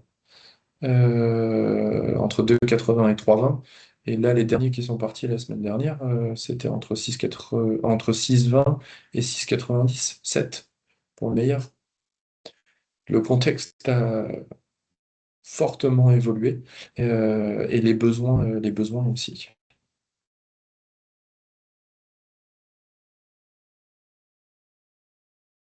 C'est vraiment ces deux paramètres de l'équation qui font que on réfléchit maintenant à ces questions-là parce qu'on voit bien qu'il y a une demande et une valorisation possible. Et puis dans les exemples, j'ai l'impression que voilà, il y a des marchés existants déjà et ça se passe globalement, voilà, ça se passe plutôt bien pour ce qui existe. Ce que j'ai compris des quelques. Après oui, non, par rapport à ces chiffres économiques-là, c'est vrai que nous, on a l'image de dire qu'au moins, quand le prix du veau se vend bien, ben, on a tendance vraiment à les vendre au plus vite, parce qu'il y a de nombreuses raisons par rapport à ça. Mais je suis content, mais enfin, je suis rassuré d'entendre aussi que même quand le veau, entre guillemets, à 15 jours, à 20 jours, se vend très bien, ben, on peut encore aller chercher encore plus de valeur ajoutée en l'amenant jusqu'au bout. C'est quand même ce genre de message-là aussi qu'il faut qu'on essaye de transmettre au niveau des éleveurs. Voilà. C'était juste ça. Pour la DRAF, Johan, comme tu nous invites à intervenir, je souhaite dire que bien, vous savez qu'il y a des travaux sur la souveraineté alimentaire. Il y a eu des travaux nationaux, bientôt seront entamés des travaux régionaux. Donc vraiment, le travail que vous faites là sera complètement intégré aux travaux régionaux. C'est un des projets importants que l'on va suivre de près par rapport à la souveraineté alimentaire. Et comment ils vont prendre forme, du coup, ces projets, Sylvie? Alors pour l'instant, on ne sait pas exactement comment ça va prendre forme. Ça nous est annoncé pour l'instant, mais il y a des réunions, il y a une réunion de cadrage qui a eu lieu cette semaine. Donc ça commence vraiment à se monter. Une réunion entre la DRAF, conseil régional, chambre régionale, qui a eu lieu cette semaine pour cadrer les choses justement. Donc moi, je ne sais pas encore, je n'ai pas encore eu de retour, mais c'est en train de se monter là, hein. Et pour information, nous sommes aussi en train de nous cadrer au sein des filières. Donc, par exemple, nous, entre le CNIEL et les CRIEL, donc le CNIEL, l'interprofession nationale, qui a répondu, enfin, qui a fait des propositions sur les demandes d'enjeux de souveraineté au niveau national et la façon dont nous, on va redéployer ça, se l'approprier et interagir en région, sur le périmètre Nouvelle-Aquitaine. Les réunions entre CNIEL et les CRIEL vont avoir lieu semaine prochaine, ça va commencer. Voilà. Donc, tout ça est en train de se caler. Je ne sais pas pour Interbev. Où est-ce que vous en êtes? C'est Ouais, déjà fait, pour je pense, le Interbev, on travail. a fait remonter toujours le plan de souveraineté alimentaire et le fait qu'il faut garder le cheptel et engraisser, mais voilà, avec toutes les mesures, faire attention aux accords de libre-échange, plus d'accords de mesures miroirs, etc.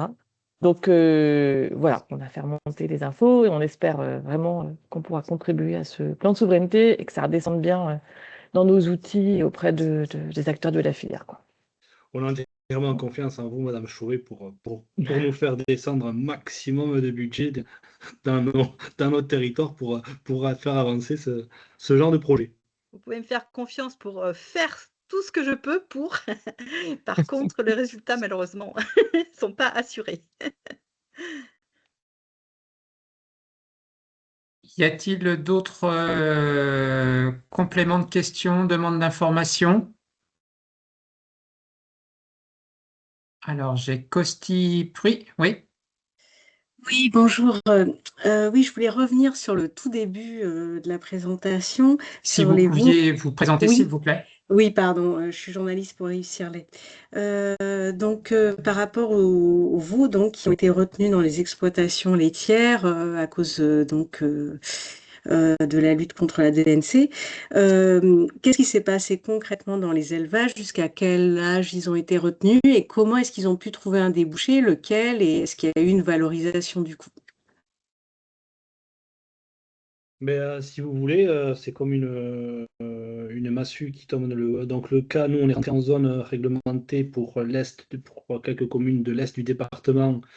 D'abord ça a commencé par eux, mais du jour au lendemain, je pense que c'était le 10 décembre, du jour au lendemain, mais, les négociants bestiaux avaient interdiction de rentrer dans les exploitations et les exploitations avaient interdiction de sortir des veaux, donc des veaux qui étaient prêts à être vendus pour du sevrage, mais du jour au lendemain, ils ont été bloqués tout simplement. Et ensuite, le fait d'ouvrir la vaccination sur tout le territoire, que ce soit au niveau des Pyrénées-Atlantiques ou des Landes, à faire entrer aussi tout le territoire là dans ce cadre-là, avec, je vous laisse, je enfin, en généralisant, avec on va dire, une sortie possible, mais limitée au sein de la zone.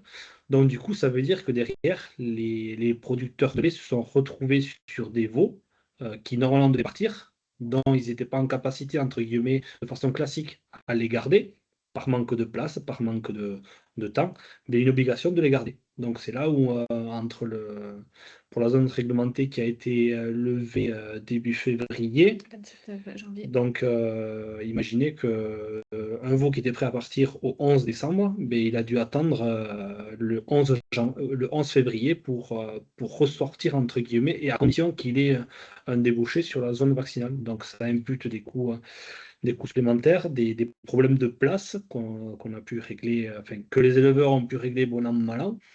Et actuellement aussi, on a toujours un souci par rapport à cet export-là, à l'export des veaux laitiers, sachant que nous, le marché espagnol est quand même important. On arrive pour le moment avec la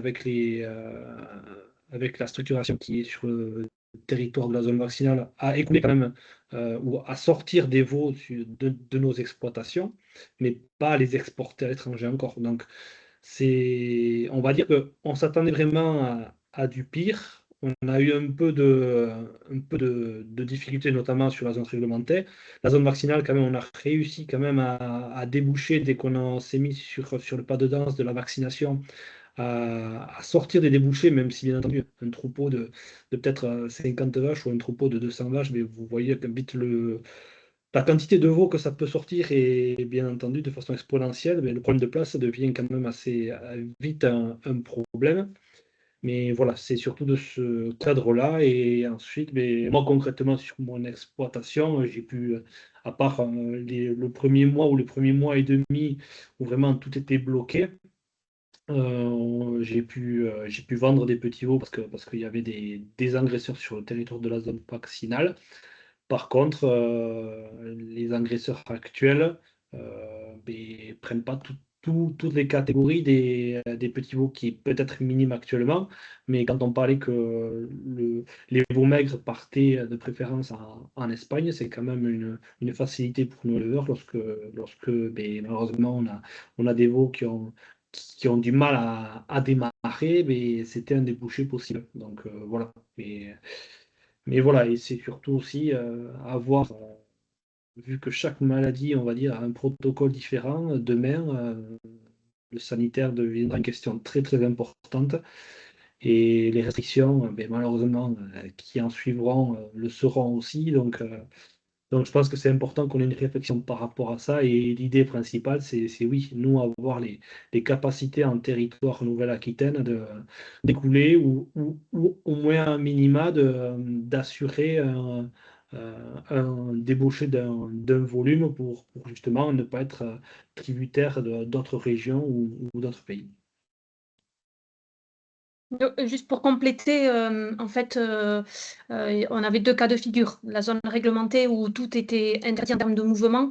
Donc là, au niveau des veaux laitiers, on était à un petit peu moins on avait fait une évaluation à un peu moins de 900 veaux laitiers sur les 129 communes, parce qu'on était quand même sur des communes fortement laitières, hein. On avait un tiers des cheptels laitiers du département sur cette zone-là.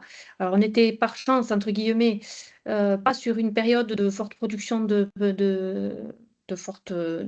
période de vélage. Quand ensuite on a rajouté la zone vaccinale 1, donc sur le reste du département du 64 et le département des Landes, là on était un peu plus de 2200 veaux. Là, par contre, comme l'a dit Ivan, les mouvements à l'intérieur de la zone étaient autorisés, et donc il y a eu quand même des petits volumes de veaux qui sont sortis des exploitations pour aller se faire, entre guillemets, engraisser localement à l'intérieur de la ZV1, donc, puisque les mouvements étaient autorisés à l'intérieur de cette zone-là, voilà, sans pourtant ensuite pouvoir exporter. Ensuite, nous, notre travail au niveau de la Chambre d'agriculture, que ce soit en lait ou en viande, alors évidemment, le besoin était plus important en viande, en l'occurrence. C'est en fait, on a travaillé un petit peu sous la forme de ce que Frédéric Guy a présenté là, en fait, sur des itinéraires de report de vente, donc alors essentiellement en viande, voilà, sur des rations type de report de vente d'animaux. Donc, voilà, pour essayer d'accompagner techniquement au mieux les éleveurs. Mais c'est un peu de la débrouille, quoi, hein. C'était proposer des plans d'aménagement de bâtiments à moindre coût, en utilisant par exemple ben, voilà, des hangars de stockage de fourrage qui étaient vides à cette période-là ou qu'il a fallu vider un petit peu, ou de la mise à l'herbe anticipée. Enfin voilà, c'était un petit peu le système D quand même. Donc bon, maintenant, on va dire ces itinéraires-là existent, ils ont été proposés aux éleveurs. Donc là, aujourd'hui, ben, on le complète avec la partie laitière. Mais il nous manque ben, la nécessité de consolider concrètement par des ateliers de sevrage et d'engraissement ben, cette partie-là pour pouvoir libérer, on va dire, les exploitations, quoi. Vous avez fait de la gestion de crise, en fait. Oui, depuis fin Exactement. décembre, vous êtes en gestion de crise. Sachant que pour tout vous dire, dans la gestion de crise, on a aussi pendant 15 jours interrompu totalement nos interventions en élevage parce que ben, ça a été un choix aussi des élus du bureau de la Chambre d'agriculture. On ne voulait pas prendre le risque qu'en intervenant au milieu des animaux pour de la pesée de lait, pour de la pesée de veaux allaitant et du pointage, on ne voulait pas être les vecteurs potentiels aussi des mouches et de la maladie. Donc voilà, on a dû aussi gérer du conseil à distance pour les éleveurs. Donc voilà, c'était évident pour personne et apporter notre aide aussi pour les chantiers de vaccination. Merci. Merci. Et donc, par exemple, pour vous, éleveurs, les veaux qui partaient donc à 1 mois et demi au lieu de 3 semaines, ils partaient pour être donc dans la zone vaccinale, j'ai bien compris, mais pour être engraissés ou ils trouvaient un débouché, une valorisation? Non, c'est pour être engraissé, c'est des veaux quand même qui sont pas encore finis. Donc, comme l'a présenté un peu Guy Frédéric, bah, les veaux, ils vont vraiment vers de l'engraissement. Donc, c'est les engraisseurs qui mettent en place tout un système derrière pour arriver à terminer ces veaux-là. Donc, oui, nos veaux laitiers, lorsqu'ils partent à 15-20 jours ou 1 mois, vraiment, ils vont chez d'autres éleveurs pour les engraisser.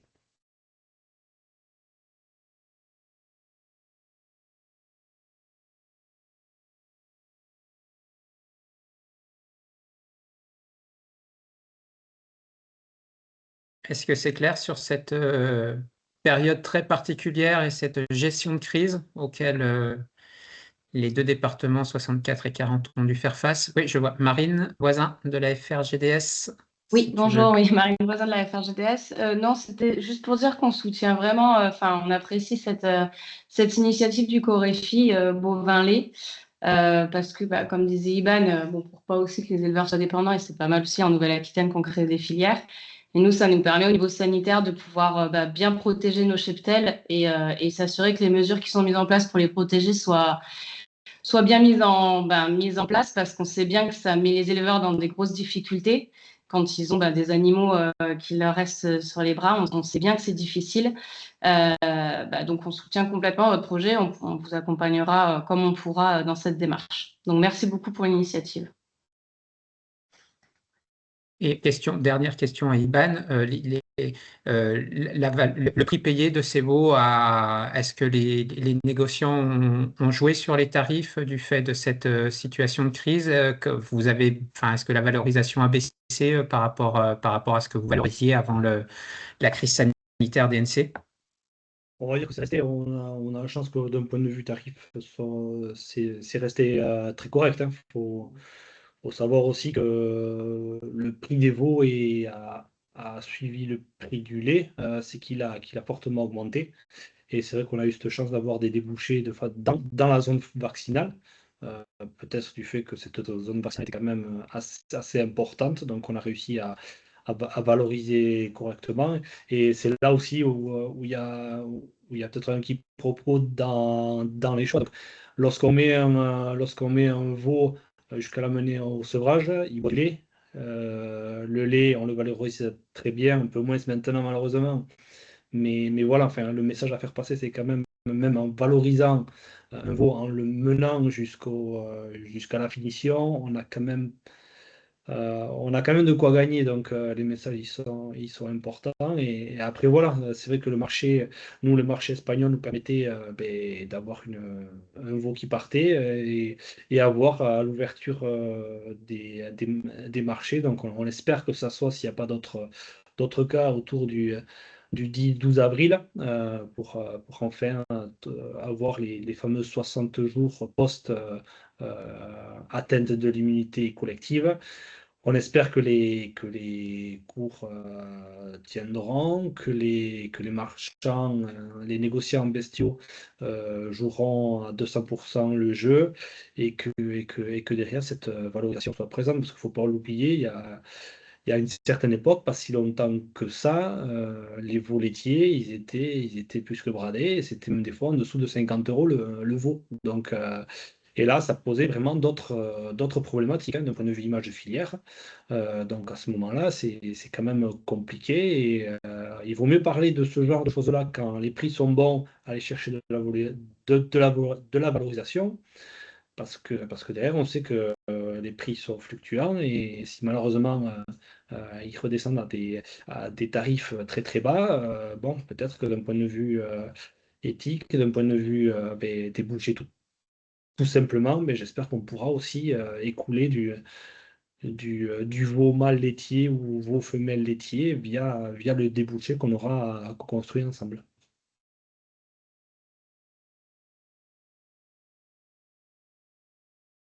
Une dernière question, si... Non, merci. 16 h, on est pile poil à l'heure. Iban, je te laisse conclure. Ok, c'est parfait. Merci aux différents intervenants, Marie, Jean-Bernard, Frédéric, Maïder aussi, Yohan aussi. Et dans tous les cas, on a bien compris que le travail fait que commencer, que beaucoup de feux sont ouverts.